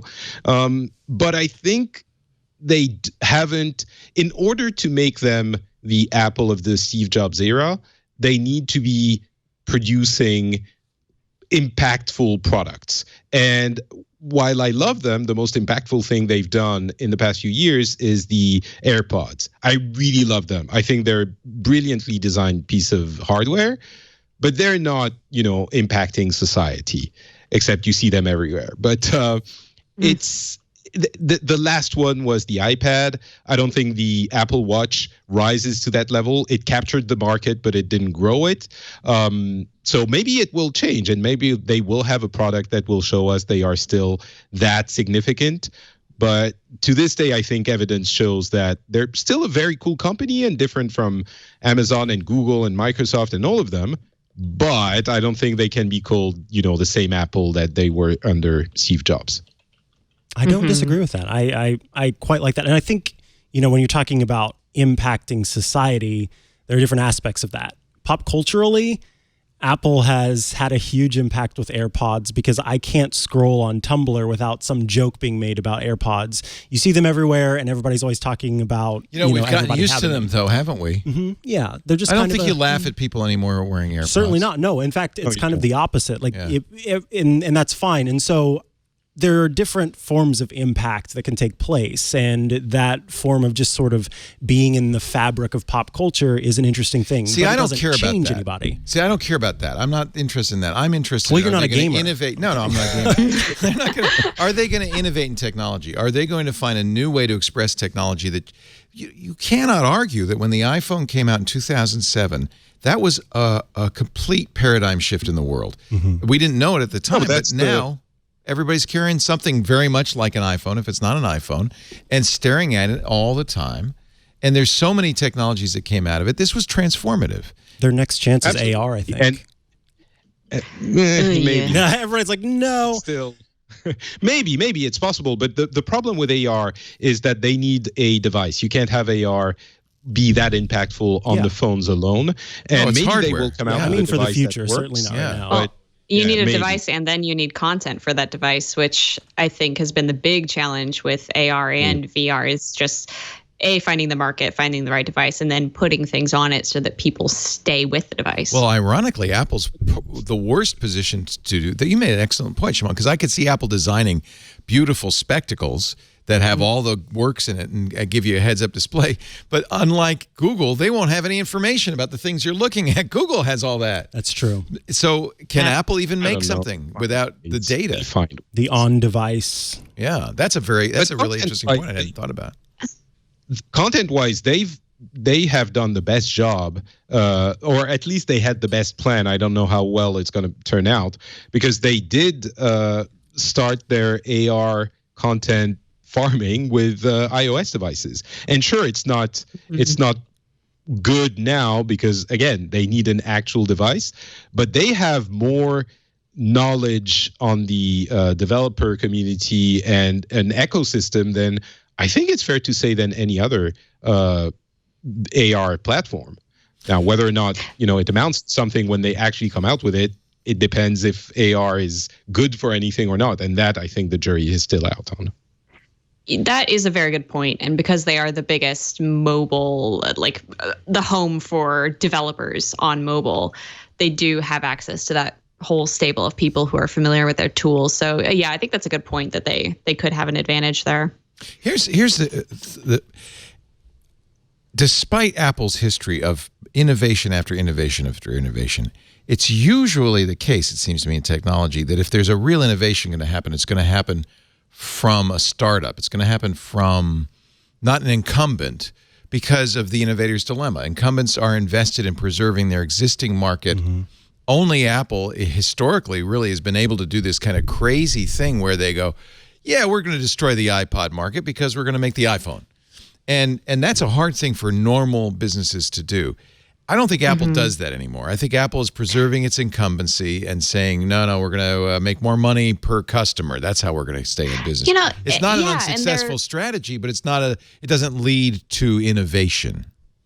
Yeah, and they're late to making a smart speaker, and they're jumping into the TV content game in the year of peak TV.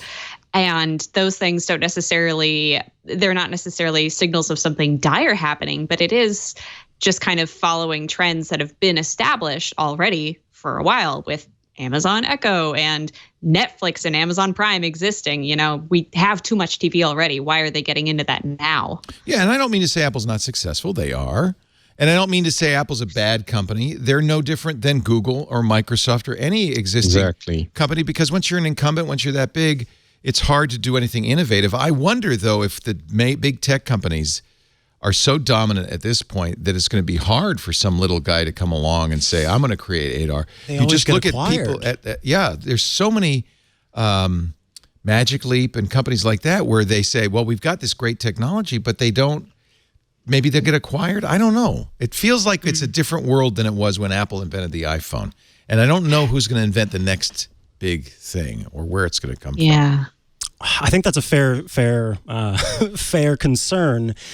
Because you do want those things, right? Yeah, absolutely. You want those game changers. Yeah, and that's where it's kind of a positive and a negative because sometimes when those big companies do gobble up these small companies, the companies are good stewards, but that's a more rare thing to happen. And they kill the innovation. Exactly. It becomes part of it. But that's, earlier I had mentioned that when I see Apple's next chance in innovating is in AR, I see that as still down the line. It's if we look at what Apple's doing right now, which we've got TV, we've got this, those are not places where they have an opportunity to innovate.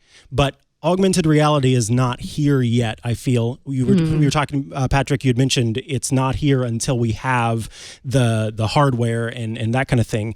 And so if I see Apple figuring out another place to innovate, that's where I see it happening. And again, I know I talk about those earnings calls a lot, but I do think that there are threads of a narrative that come to exist in those earnings reports. And Tim Cook, before they were talking services every single earnings call, he loved to talk about AR. And right now, it's not great. It is buggy. It's all these issues. He did talk about AR every single call, didn't he? And that's why I think Has he stopped? Did he stop in the last call? He has in the last call because services. Yeah. But that's a good point. I think that we have to look at that and see that maybe this is where they're pushing their next big bet, but they're also making sure that they're covering their assets with these other things as well, where they can be in the smart speaker market and you can palm a HomePod and they can be in these music and stuff. But the next time they make a change that actually impacts, I wonder if they're looking to AR for that. Who would I would say pick as the innovator these days would be Tesla. But they're running up against a buzzsaw of all these other big car companies. The big car companies making and they're vehicles. just gonna they created the electric car category. They made it acceptable. They made it positive, but it's going to be all these other companies that are going to make all the money off of it. Yeah, it's kind of it. I wonder if the world has changed a little bit. There is, and we're going to take a break, but there is a company that this past Friday celebrated 25 years. That may be the one big incumbent that could change the world, but we're not going to tell you who that is. Think about it. 25 years old. Think about it. Who could that be? But while you're thinking, let's show you a little movie we made. I think John made it this week. We asked our editors to make little movies showing some of the best things you missed, if you missed anything this week on Twit. Watch. Previously on Twit. Ladies and gentlemen, I introduce you to our newest Twit host, Micah Sargent. Yay! Yeah, Wow. Micah. Yeah, go. And I feel bad because Mike is in Missouri right now, and all your family is in Missouri. But all my family's in Missouri. They're going to allow us to steal you away. But we're thrilled. I couldn't be more thrilled. Hands-on tech. The cameras and video capabilities of modern smartphones are pretty awesome right now. So I went to Mountain View, packing my Google Pixel 3 XL and the Shure MV88 Plus video kit. And let me tell you, this kit is made for portability. Mac Break Weekly. This weekend was the 12th anniversary of the shipping of the first iPhone. Younger people who've never used iPhone, if you have a friend who has one in a drawer, I can't recommend highly enough you charge it up and say, wow, the screen is so rough. Windows Weekly. There were some more things testers and the Fast Ring can do with your phone on Android. It's still working on it. Now you can configure dynamic lock. I want to play Harry Potter on my Surface Go, and now I can. Twit. I got your touch surface right here. By the way, it did not play well at all. I'm sorry to say. Surface Go. I'm sticking with the phone. Our show today brought to you. You might notice I'm very well rested. Have you noticed that? Yeah, I did. It makes you look younger. Makes you get that dewy, fresh expression. I'm actually 94, but I sleep on the Casper. I'm 108 years old. Yeah. But thanks to Casper, I only look like I'm 70. It's an amazing thing. Our Casper mattress, we love it. Casper is an incredible online retailer of premium mattresses. They really invented this for a fraction of the cost. The folks at Casper realized there is a big inefficiency in the mattress market, and that's the mattress showroom. They take half the profit, half the price of the mattress. They literally double the price so that you can go and lie on a mattress for 10 minutes in the bright daylight in the showroom to choose it. No, that's nuts. So Casper said, could we sell mattresses directly to customers, cutting a lot of the cost of the middleman out? And yes, they can, because they give you 100 nights to try it. You don't have to try it in a showroom. You have 100 nights to lie on your Casper mattress. And if for any reason you want to send it back, they'll come and get it. By the way, look at that box. It comes in the most compact box. Now, you're going to say, but how did I get it back in that box? No, you don't have to save the box. They'll come and get it, and they'll give you every penny back. We just got the new Casper, the hybrid mattress collection. Here I am in my jammies opening it up, because as soon as the Casper is out of the box, I want to lie on it. I love these Casper mattresses. They have created so many new technologies. Bedding, bed frames, there's that glow light I showed you. This is the hybrid mattress collection, and I like it because it combines the pressure relief of their award-winning foam mattresses, but it has springs. I know you're going to say, wait a minute, springs? Yeah, watch. Boing. Springs. I'll tell you why you want springs. First of all, it still fits in that compact box, but the springs give you elevated lift, active support, and durability for all body types. Increased airflow within the spring network so that they sleep cool. Caspers have always slept cool, and that's important. Sleeping cool is really important to having a good night's sleep. Does that not look comfortable? And then, you see, I'm not a small man. I'm not a little man. And when I get out of some beds, the mattress compresses to the degree that I kind of fall out, right? The enhanced edge support in these new Casper mattresses give you a firmer perimeter, and it makes a huge difference. I love our new Casper mattress. You will too. Comfortable, soft, free delivery, painless returns in the U.S. and Canada, 100-night risk-free sleep-on-it trial, and still it comes in that small box, which is great because you can get it up the stairs into your little apartment in Manhattan simply and easily. I just love Casper. Get a Casper mattress today. You could save $100 towards your mattress. Just some of them, but select mattresses by going to casper.com/twit1. Use the promo code TWIT1 at checkout.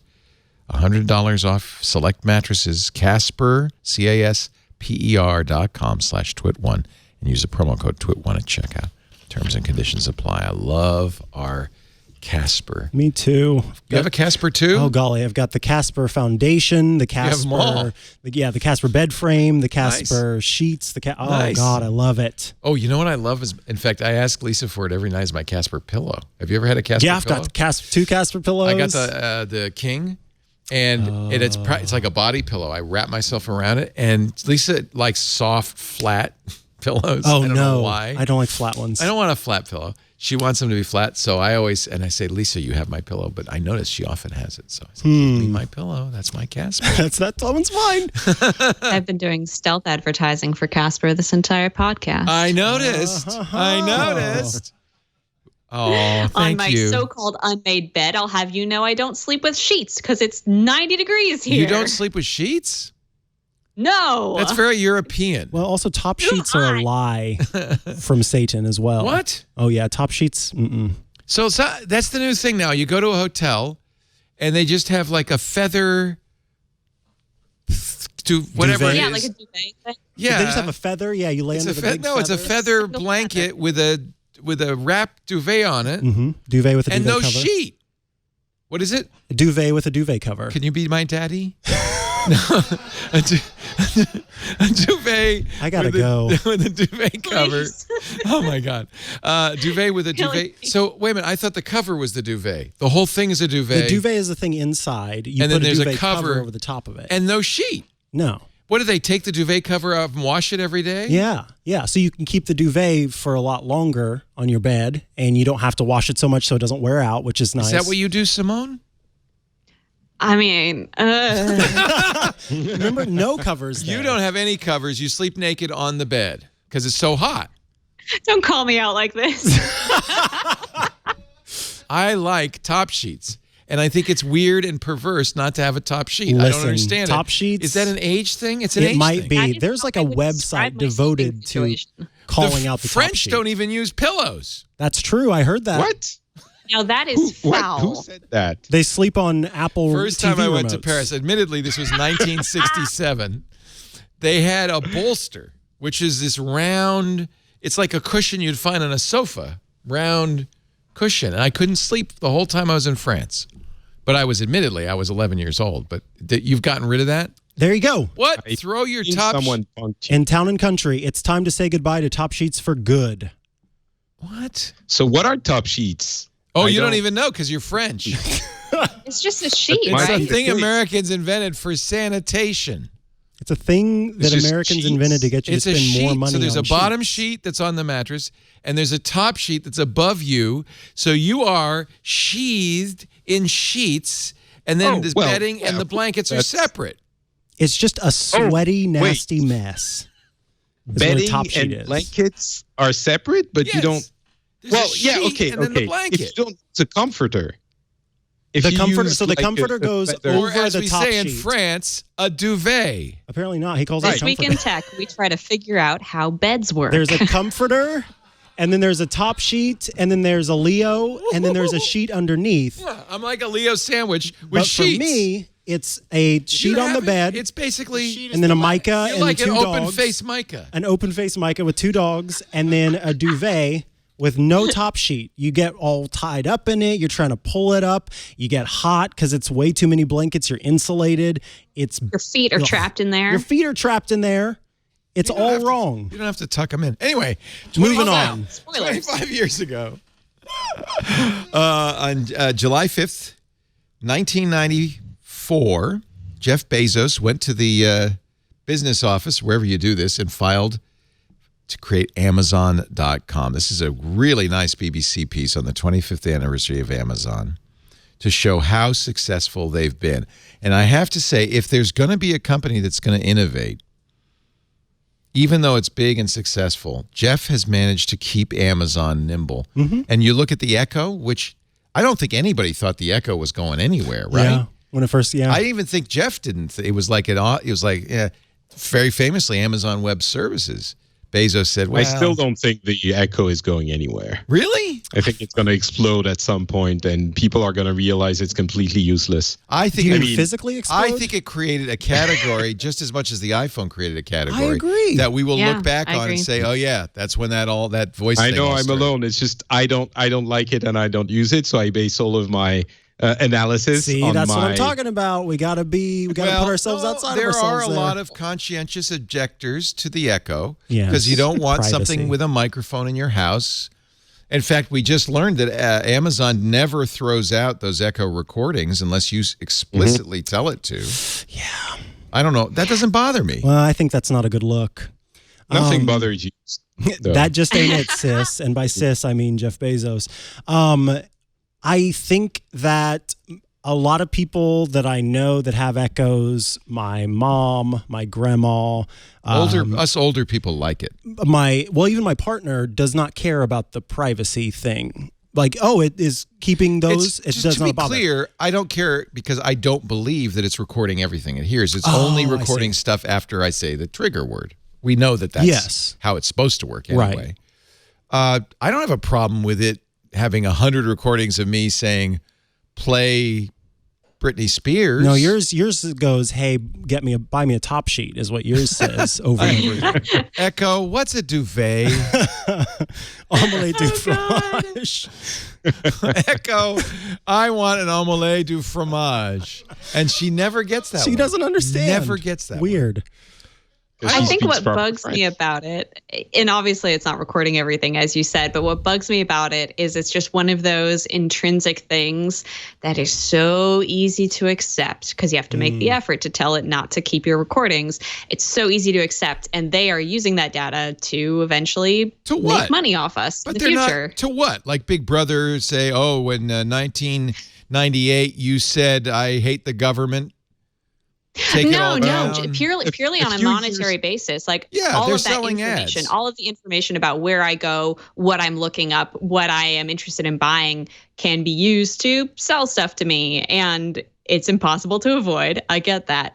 But that's part of the reason that I don't have an Echo is because I don't want to opt into the commodification of my existence. Which is that's totally fair. Wait a minute. Whoa, that was a phrase. I liked that. The commodification of my existence.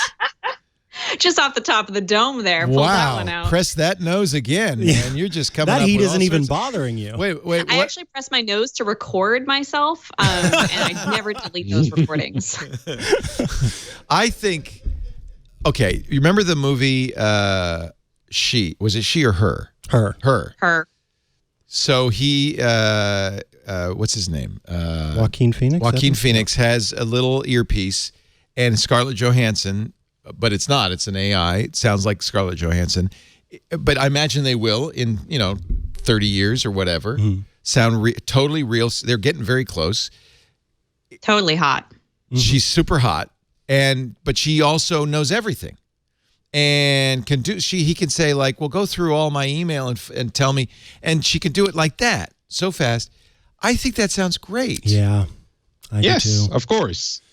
That's not what it is though. No, but it's it's no more that than the Atari video game system. Pitfall in the video game system was Fortnite, but you have to start somewhere. Sure. Sure. But that movie Yes, isn't the more truthful look at how our future would actually look in that situation. Well, not to spoil it, but if you haven't seen it, watch it. And stop this recording right now, watch it, and then come back because I'm going to spoil it. Okay, actually, goodbye. if you start this recording... You haven't seen it? Simone, you have to watch it. No, I'm not going to do any spoilers here. All I'm saying is it's okay. Keep not going. it's not a movie that involves the truthful nature of what our existence would look like with that, where there would be ads served to us. Science fiction. Yeah, and that movie's like, it's not about ads being shown to us because it can go through our email and stuff. And so for us, I do like that future, and I like the idea of being able to have those different But you aspects. can't have that Right. unless You have but that's the the data movie collection. would lead us to believe that you can without They don't having- they don't address right. that. That's kind of what I'm getting at, is that movie Well- gives a really positive, at least at first. Anyway, I'm no spoilers. That's absolutely true, but I think you can have data. The problem is not data collection. The problem is data sharing.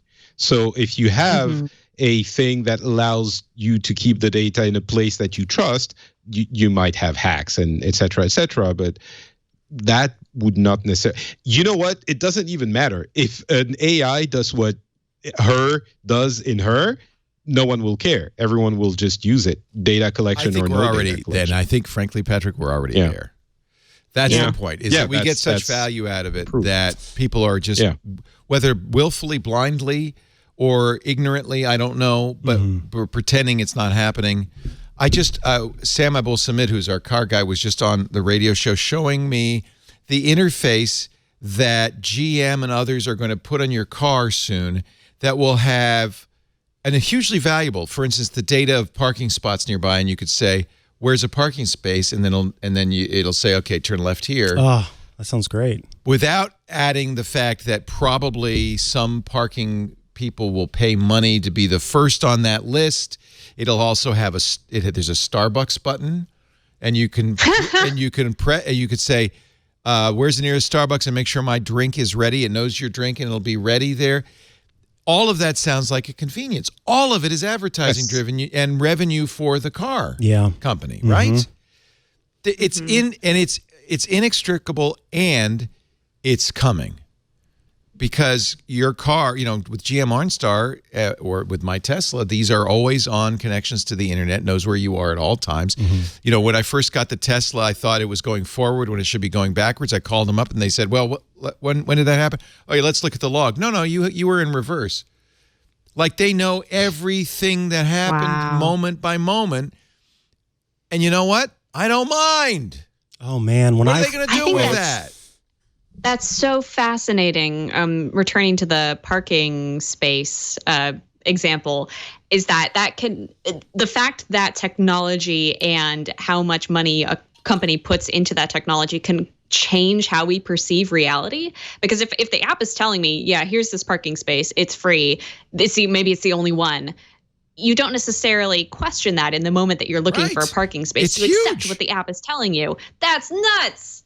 Well, and let me point out, as Sam did, that huge amounts of gasoline are wasted every year from people circling. You live in Manhattan. If you had a car, which I'm sure you don't, you'd be nuts to. But if you live in San Francisco with a car, you spend more time driving around looking for parking than you do going somewhere. And so this will be a benefit for the environment. It will save everybody huge amounts of time. We're all going to be happier. And the other thing this comes out of is the information sharing that you didn't like so much, Patrick, because we've seen how poorly it works. For instance, many municipalities that know when the subway's coming or they know when the bus is coming, they know they have all this data, and they should, because it's their governments, we pay for them, the taxpayers. They should share that data, but they have notoriously turned that data off to things like Google Maps and City Mapper because they want to make money on their own New York City subway system application. We want them to share data. Sharing data makes this stuff more useful. So this is the problem. There's this massive conflict between what you want as a private person and what you want as a consumer of technology. And I don't think it can be reconciled, honestly. I think, and a lot of the feelings of ambivalence that ordinary people have when it comes to security, I think comes from the fact that it's too late for us to be secure in any real sense, because when we all first got online, we were like, woo, whatever, set up accounts. I don't know what a password is. So I think for many of us, especially young people like me, it's too late for me to ever have true control over my identity online. Because Mark Zuckerberg when I already first knows got online, everything. I was dumb. Yeah. Extremely online, as they say. But even if you're not young, even if you're old, when I first got online, I shared everything. I still share everything. Yeah, you had the thing that tweeted when you were on your way to work or whatever, or when you were arriving in the office. Oh, Leo. I had a little... Stalkers are going to nab you. Oh, no, I hope they wish they would. I had a little automatic, the thing that goes in the OBD2 port, and it would tweet when I was arriving at work. That scares me half to death. Why? Why did you do that? I have, the funny thing, I've told this story before, I apologize, but you guys haven't heard it. In 2015, I had a Why Things Internet Connected scale, and I had set up a Twitter account for it, so whenever I weighed myself, it tweeted my weight. I thought that would help me lose weight. It didn't. But the funny thing is, and then I stopped using it and nothing happened. The other day, I'm talking to somebody. She says, congratulations on your weight loss. I said, how do you know about that? She said, you just tweeted it. I had set this up 5 years ago, stopped using it, bought another Why Things scale like a couple of months ago. It was a new one? It was a brand new scale and blood pressure monitor. It logged into my account. Oh, my God. And started retweeting my blood pressure and my weight. Oh, my God. But that's really the thing. Welcome to the quantified life. I think, Simone, I have to say, I feel really good about the fact that you and I were particularly freaking out about this, because I do think that gives some sense of perspective to maybe how we are having a little bit of a turn back, where we're paying a little bit more attention to privacy. What are we going to do? Hey, I'm not paid to fix it. I just get to worry about it. We're making commentary here. Yeah, your generation. Stop climate change. Stop climate change as you get into your Hummer and drive home. All right, I got answers for that. Wow, we don't even have cars. Okay. The sad reality of this problem is that if the companies are not going to be making money with your data, then you need to pay the product more. Right. And that means you are creating another digital divide between the people who can pay for these things and those who can't. That's true. And that's pretty terrifying. That's true. So the U.S. Congress has asked Facebook to hold off on its coin, its Libra coin, its cryptocurrency, which, of course, Facebook's going to say, what did you say? I'm sorry, what? Sorry? Did you say you needed tech support in Congress again? What? But somebody pointed out that this coin is not aimed at the U.S. This coin is aimed at countries where they don't have robust banking systems. People can't afford banking. And where, the opinion we have in the U.S. about Facebook is not necessarily held worldwide. It will also be popular in countries where Facebook is the internet, much as AOL was, the internet. I don't know that. I would have a hard time finding a country where Facebook is beloved. Really? Are they hated in France? Oh yeah, they're hated everywhere. I mean, they're held responsible for all the ills of the world. Oh, good. Pretty much everywhere. Yeah. I mean, in India, it's maybe in India it's more WhatsApp. In India, they were banned. No, and one of the reasons the Internet Org didn't work in India is because the Indians saw it as colonialism. They said, no, we have plenty of experience with the Raj. We don't want a new Raj and Mark Zuckerberg. They said, we want the real internet. Thank you very much. Yeah, we'll take the full thing. Thank you. Yeah. Wow. And the thing, though, is that it is an American company still. So I'm guessing that the U.S. does have some kind of jurisdiction there. Maybe not, the right to tell them, wait a second, what are you doing? And the Libra would affect the U.S., even if it's aimed at someone else. It's going to affect every country in the world and every bank in the world. Exactly. That's why they hate it. But I got to point out that Facebook only contributed the technology to a Swiss holding company that Facebook and 100 other companies are members of. So Facebook preserved plausible deniability. So what they're going to tell Congress is, oh, that's not ours. Wow. Even though it is. Still they're going to hand it over at the end of 2020, right? Yeah. It's or 20, I think it's 2020. They invented it, and they created this cleverly, I thought, Swiss consortium. Very smartly. Yeah. And if anything, I think it's probably the best that Facebook comes up with something that can work out in the crypto space, because at least you have, Facebook or the Labor Association, you have someone to talk to. If it's completely decentralized and, the way that cryptocurrencies have been going for the most part, and one actually takes off, you have no one to talk to, no one to actually ask what the hell is going on. I think, Facebook is probably the best worst case scenario you can hope for in this, with this technology. All right, I'm going to give you. My trust in them is in the floor. Yeah, I'm not even. But are you still on Facebook though, Simone? Unfortunately, yes. Yeah. So that's a perfect example of we know. Yep. But we put up with it because whatever the benefits. reason might be. Yeah. Because my dang mom posts photos of me as a kid every year for my birthday, and I want to see them. It's all your mom's fault. It's all my mom's fault. Yeah. So, all right. That works out. Who would you rather have as the creator? Facebook, which is a company? I don't know that I have a good solution. Right. Okay. Because what I don't like about this is that it's Facebook and a bunch of already powerful institutions doing like an end run around a financial system that is imperfect, but still does involve consumer protection and has been built to, in some ways, consider consumer protection. And I just don't think that Facebook has ever had consumers' best interests or safety at heart. So that's why I don't like to see it. I think they have a different worldview. It may not be a worldview we support, but they have Mark has a worldview that nothing should be secret, nothing should be private, that we'll all be better off if we all just know everything about everybody. It certainly helps his bottom line too. Yeah. It's hard to separate his financial motives. I doubt he still has that worldview. You don't think so? I don't think you think he's learned his lesson? I think he's shifting back towards privacy. That's right. Didn't they have that whole keynote where they... Yeah, he published a big post saying we're going to go end-to-end encrypted. So, all right, I don't really want to scare you now because remember, Elon Musk is putting up with Starlink 12,000 low Earth orbit satellites. Amazon has just applied for permission to launch its own internet satellites, thousands of satellites in the sky, 3,236 satellites.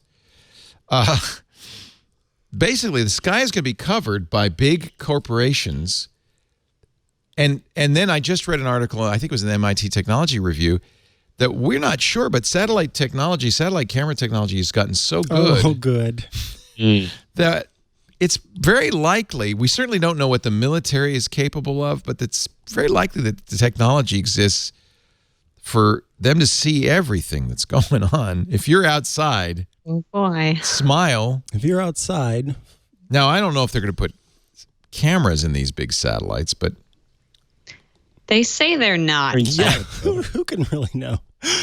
Who can say? Oh, maybe you don't need cameras. Maybe you really learn enough from people by what they do on the internet, actually. Yeah, you connect to that internet. That is a very good point. Yeah. But it's a different worry. So if the worry is that people know where you are, etc., it's not the same if they can actually physically see you any time of day, anywhere. That's a very primal, visceral privacy concern, which is I can guarantee you, if you ask people, oh, well, do you care that Facebook knows everything you do? They'll say, whatever. If you ask them, do you care that they can actually see you from the sky every minute of every day? Yeah. At that point, they're going to be like, oh, okay, that I don't like. I think this is going to be, we're just going to eventually just become inured to it. It's just going to be so ubiquitous that we'll just go, well, what are you going to do? I remember first showing my Facebook, possible. Go ahead, Simone. Yeah, Facebook is the first step of that, I think. It's the frog in the pot of boiling water scenario.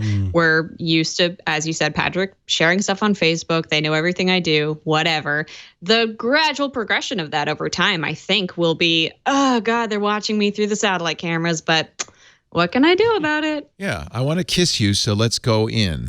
Let's go inside where it's safe. Well, they're going to have cameras inside, too. Oh, crap, and microphones. There already are cameras inside. I've got an Echo Spot in my bathroom. Glasses. Come on. Yeah, your beloved Echoes. It was hysterical. On Wednesday, Facebook had an image outage. So if you were on Facebook, you didn't see the image. But what you would see is the alt tag associated with the image, which would tell you what Facebook's AI had tagged your photos with. Now, you would think this would be a big, eye-opener for people. One guy tweeted, I forgot Facebook uses machine learning to tag our photos with what it sees in the picture. To be fair, one person beard is pretty much a spot-on description of me. Your profile photo may contain one person beard. But for some people, it was the AI just tagged my profile picture as basic. Oh, basic. Ouch. Ow. Default, exactly. Yeah. Well, okay, so in terms of accessibility, I think this is fantastic. Instagram, not too terribly long ago, launched image descriptions, but shortly after launching image descriptions, which serves as alt text, they said that photos on Instagram would also be AI tagged as well. And so for that reason, I think that features like this are great, and I don't think that this is scary. For blind people, this is huge because you can at least get some idea of what you're missing, what is in the photo, exactly. For instance, here in a picture of Ruben with 6 other people indoors. It's just 6 people. We should describe what the photo is. Well, it's the Last Supper, and actually there's 7 people. So he says, Facebook's broken AI photo recognition left one person out. It's either me or Judas. Facebook knows what Judas did. You and 6 people. There, you love it. Yep. Yep. Yeah, I love stuff like this for the same reason I like going into Facebook settings and looking at all the ad suggestions that they generate for me. Because they're always, aren't they usually pretty big? Do you think that's disinformation, that they're making them bad on purpose? That's a good question. Oh, but what would they gain from Leo, that? that's scary. Because then darn velvet shirts that I want. It actually says next to Simone de Rochefort, velvet shorts. I actually did an experiment. I tweeted, I really don't want Facebook to advertise affordable velvet shirts to me. I would hate to see cheap velvet shirts all over my feed. And eventually I did start seeing affordable velvet. Yeah. So I kind of love that. I'm glad to know such a thing exists. I could use an affordable velvet shirt. Yes. Let's take a break. I bet I got an ad for you that I bet you've never done on Rocket. Tell me. But I bet you support it. You know that guys are terrible at taking care of their health, right? Because when we're kids, we're taught when you're playing baseball, the coach says, you get hit by the ball. They say, just rub some dirt on it, right? Like that, But coach, I think I have a concussion. Just rub some dirt on it. We're taught from youth to ignore injury, that it's manly to go to the doctors like nobody wants to go to the doctor. In fact, that's why men with spouses live longer. Literally, I'm convinced, because the wife says, or the spouse says, would you please go to the doctor? That you've been coughing for 6 months. Please go to the, right? Yeah. Well, same is true for ED, erectile dysfunction. 70% of guys who experience ED, they just kind of live with it. Trust me, this is not something that's worth living because there is a very simple cure. Roman is a wonderful organization. It was started by a young guy whose father is a doctor. He had a heart condition, didn't know about it until fortunately his father's a doctor, said, we're gonna take care of it. Cold sores, genital herpes, premature ejaculation, hair loss, erectile dysfunction. These are things we as guys just go, I'm fine. Don't worry. I don't want to go to the doctor. I'm fine. With Roman, you can get medical care for ED if it's appropriate from the comfort and privacy of your own home. You do it online. It's really easy. You visit getroman.com/twit. You'll do an online visit with an actual board-certified doctor. And this is key. They're not going to prescribe it if it's inappropriate, but if they decide treatment's appropriate based on your medical history, what you tell the doctor, they can prescribe the medicine. Like any doctor, genuine medication delivered in discreet packaging right to your door, and you even get free 2-day shipping. In fact, I'm going to make it even better because we're going to waive the doctor's visit fee as well for you. So there's no reason to suffer in silence. Visit getroman.com/twit. Connect with the doctor. Get your free online visit and free 2-day shipping. But you got to go to getroman.com/twit. I think this is so important that I really want to get behind it and really encourage it. If you're watching and you're saying, yeah, honestly, getroman.com/twit. GetRoman.com/twit. GetRoman.com/twit. I'm really glad that they decided to trust us with this, because it's a hot button subject, and I think they trusted that we would treat it with the dignity that it deserves. Now, I am really curious what you guys think of this. Superhuman. You familiar with this? It was a email company that raised a lot of money, and all of a sudden, this guy Mike at Mike Industries wrote a piece about it that caused a furor. Superhuman has a receipt system built into it. It's used by a lot of people to send out sales pitches and stuff. And what Superhuman does is they embed a hidden invisible pixel in the email when that's an image. So when your email program opens the email, it tags the image server, and the image server said it was read. It was here. It also will say where it was read, because it knows from IP address roughly where. Mike Industries, Mike Davidson, says Superhuman is a surveillance tool that intentionally violates privacy by notifying senders every time their emails have been viewed by recipients. Huge kerfuffle. In fact, Superhuman, the CEO, posted and backed down. He said, okay, we're going to change our policies. I agree. I think this is really interesting, because you're getting tracking pixels in every single email that you get. Look in your spam folder. Look for tracking pixels, and you will find an immense number of these. Every marketing message does it. It is hugely common practice, and people act like, that's kind of how I was feeling. It's different when it is different. You know, you expect that kind of thing from a company. But when it's someone that you know, or you're corresponding with, I couldn't explain exactly why, but it definitely feels different to me, and it feels a little bit more icky. Okay, Superhuman clearly took this seriously. Go ahead, Simone. I think for me, what bugs me about this, and it's something he points out in the piece, he calls it a dark pattern of ethical decisions, to say, well, we have this tracking pixel, why not do this other thing? If people are okay with this, they must be okay with this as well. And I think what bothers me about this, and it's not something that we can solve, is that once everybody is doing it, it's, again, the frog in the pot of boiling water. We can't really avoid or opt out of having our location tracked, seeing whether we've read emails or not.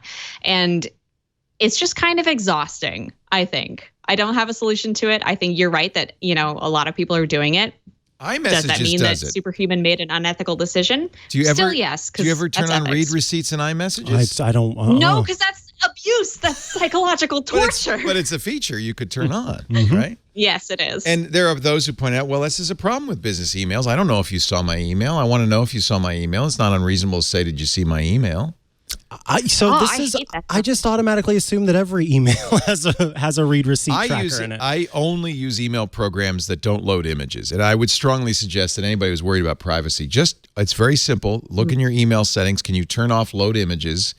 And in most email programs, you can. The ones I use, you can. And so those single pixel images are never loaded. So they don't get a read receipt from me. Superhuman responded. Their CEO says, we understand. We hear you loud and clear. We've stopped logging information for new email. We're releasing new app versions that no longer show location information. I think that's one thing that freaked people out, is that location information. He said, we never showed the city. We showed, a generic kind of location. We're deleting all historical location data from our apps. We're keeping the read status feature, but turning it off by default, such like Apple does. Users who want it will have to explicitly turning it on. And we're prioritizing building an option to disable remote image loading. So Superhuman actually, I think, responded pretty well. They were shocked that they got hit with this, because they said, well, but everybody does this. What is generic location information, if not city? Is that like country, state? Yeah, I think it so. was state. Yeah, you could see. Okay, so we this do not. came in. He says sometimes the product shows approximate location data, such as the state or country in which the email was read. Gotcha. We deliberately do not show city level data.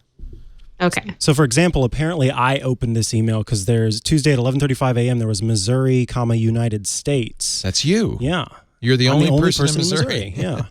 So you're looking at that Mike's Mike blog Industries, post. yes. I can't blame Mike for writing it. It certainly got people to start thinking. Yeah. But I would just say, I would go a little farther. Say not only is superhuman spying on you, but almost all the spam mail you get, all the marketing email you get, every newsletter you subscribe. Sites have tracking pixels. MailChimp uses it. Yep. A lot of. Don't you think it feels different though?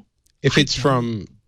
No? I mean, Okay. I guess if my grandma sent me an email, which she wouldn't. Yeah, exactly. And she had a tracking pixel, then I would know that she did it by mistake. So I wouldn't be bothered by that either. Like, why does that I bother didn't know you I if could- she did that? She wants to know if you saw it. Well, that's what I mean. Like, if it's on, then she did it by mistake anyway. But what I if she don't- did it on purpose? I'm trying to think. It's Maybe like- I would be. If she Here's didn't what- discuss it with me first, I think. Simone, go ahead, please. It does bug me. Sorry, because I think a lot of times I'll see a text message and I know I can't reply right in that instant. And it would really bother me, as it does when I'm texting my dad on WhatsApp. Yeah. Yeah, it's like, I swear I'm not ignoring you. And to have to like go through that process of being like, I'm going to reply to this later, but I'm going to do this thing first. I just feel like we shouldn't have to do that with remote communication. We should be allowed to take moments to ourselves and say, no, I will get to it when I get to it. I think it's fair to call it a dark pattern. I don't think Also, that's that's unfair. a cool phrase. And I like It is a cool phrase, If you yeah. go to darkpatterns.org, if you're wondering what that means, there's a really great site that explains that essentially dark patterns are tricks. They could be used by apps, websites, email programs that make you do things you didn't intend. Whether it's, it's those checked boxes when you download something. Was it Facebook that did that, where you authorized to have your email contacts, and then I think it was on one of the shows. I think we were doing a show together. Yeah. And they ended up having you log into your email through their service. And then or something uploaded like that. it. Yeah, and uploaded it. That's yeah.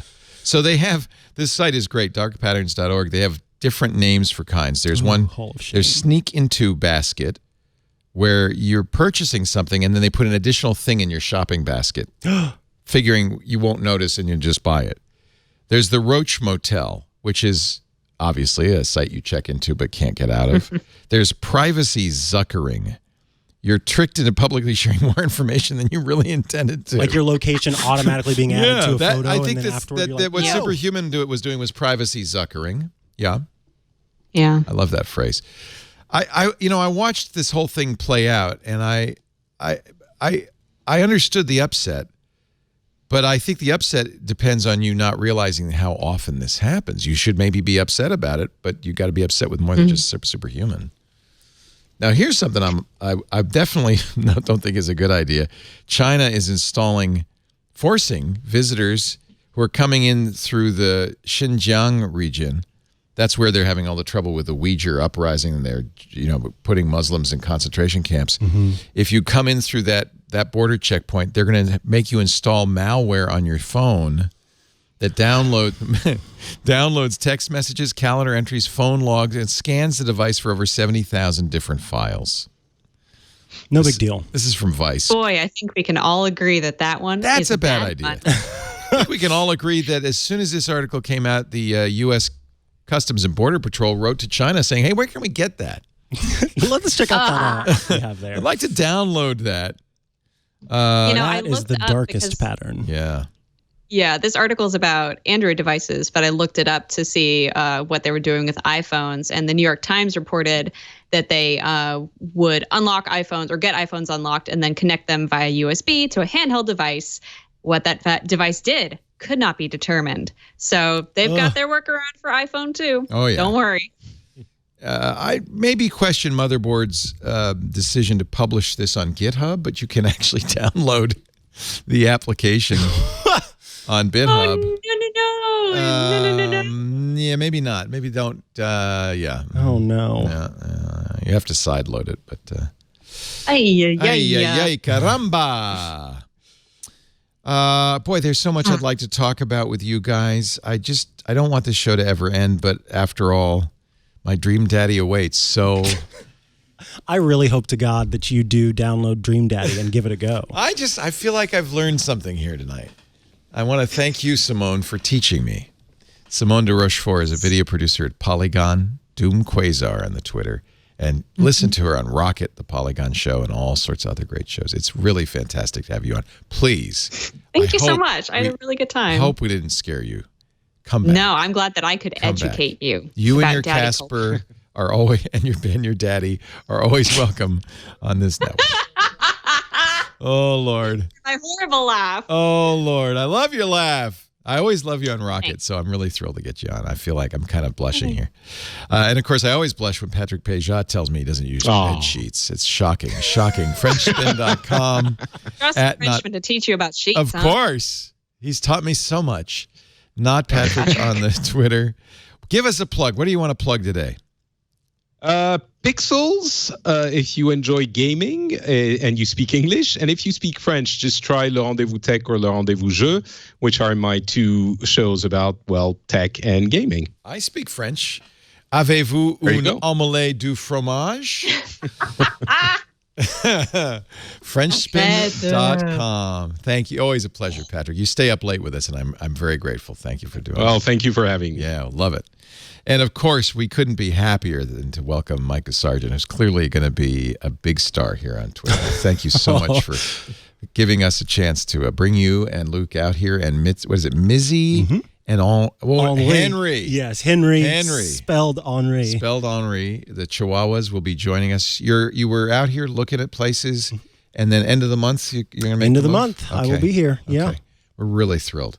And you'll see him Tuesday on iOS Today. Yes, that was going to be my plug. Check out iOS Today on Tuesday. Yeah, but you do like 800 podcasts, and I want to make a point. We are encouraging you to continue. Yes, that was one of the sort of things that I would have been concerned about. It's like, oh no, am I going to have to give up my too many shows? No. Nor do we gain ownership or anything like that. This is anything you want to do in your limited spare time. Yeah. So somehow I manage the podcast about The Office. Yep. Will continue. You better continue that. You got hundreds of episodes left. Yes. He's only at season 4, episode 10. Yep. Every Office episode, there's an We're episode. working through it. Tiffany Arment and myself. That's awesome. All right. And the website, chihuahua.coffee. Chihuahua.coffee. CHIHUAHUA.coffee. And start following Micah, because I'm sure you'll hear more about his exploits here in Petaluma at Micah Sargent. Yep. On pretty much Twitter all the social Instagram. stuff. Yeah. Yeah. That Facebook-owned company. Yeah. Yeah, see, I got rid of my Instagram and Facebook. I couldn't bring myself to get rid of Twitter, but I just... Facebook's gone, but I can't get rid of Instagram. I look at Twitter like this. I go, oh. Yeah. Oh, especially when it tweets out your blood pressure and then you're like, oh no. I don't even remember the password to that account. I don't... What about LastPass? And it's using... this was probably so long ago that I didn't even have... You know what? Maybe it does. You should check it. What I do know is that the if this then that script that does that is on an if this then that account I lost because I remember you saying that, I used second factor on it and then unaccountably deleted second factor and I don't have backup codes. That's all right. Can you call them? You can call them and say, please. But who wants to call? But anyone? I don't want to. I like it. I think it's hysterical. It is funny. Makes for a great story. And as long as I continue to lose weight, anyway. Thank you, everybody. We do Twit every Sunday afternoon, right about 2:30 Pacific. That's 5:30 Eastern, 21:30 UTC. Would love it if you stop by. There's a couple of ways you could play the home version of our game. You can watch the live or listen to the live stream at twit.tv/live. If you do that, please join us in the chat room. You can talk along amongst yourselves, and we always are watching the chat room during the show, so it's actually great for us. That's irc.twit.tv. You could also come to Petaluma if you're going to be in Northern California. Please join us in studio. We had visitors from Australia today, and actually 2 people ran out about halfway through. They had flown up from Southern California, but we've got Andrew visiting from down under. Hi, Andrew. And Charlie and Karen were here from Van Nuys. I guess they had a plane to catch. And Devin and Jolica. Is it Holika or Jolica? Jolica. Visiting from Detroit. Nice to have you. All you have to do is email tickets at twit.tv. We'll make sure there's somewhere to sit. We'll send you a packet information about how to find us, our secret fortress. It should be a fortress on Harry Potter. I wish. We wish it was open. We don't even have an in next door. You'd think. There's nothing. I ran out of lightning before the show even began, which is the only reason I paid attention at all today. Sometimes they'll take the camera and they'll catch me going. Yeah, I noticed you're really good with those gestures. I'm getting good at my traces. I was impressed. I love that. Thankfully, they didn't catch me taking selfies during the Get Roman ad read. I just wanted to promote the show. That's the best time to do it. It was. Okay. Let's see what else. Oh, we have downloadable versions of the show on demand, we call it. Some people call it podcasts at our website, twit.tv, or subscribe. That's really the best thing to do. If you have a podcast application, just search for Twit or This Week in Tech. You'll find it right away. You can also ask your voice assistant. You could say, Echo, play This Week in Tech podcast, and she'll play it. Thank you all for paying attention, staying up late, whatever you did. Thanks for ignoring it if you didn't pay attention, but I'm glad you listened. Keep listening. We'll see you next time. Another Twit is in the can. Bye-bye.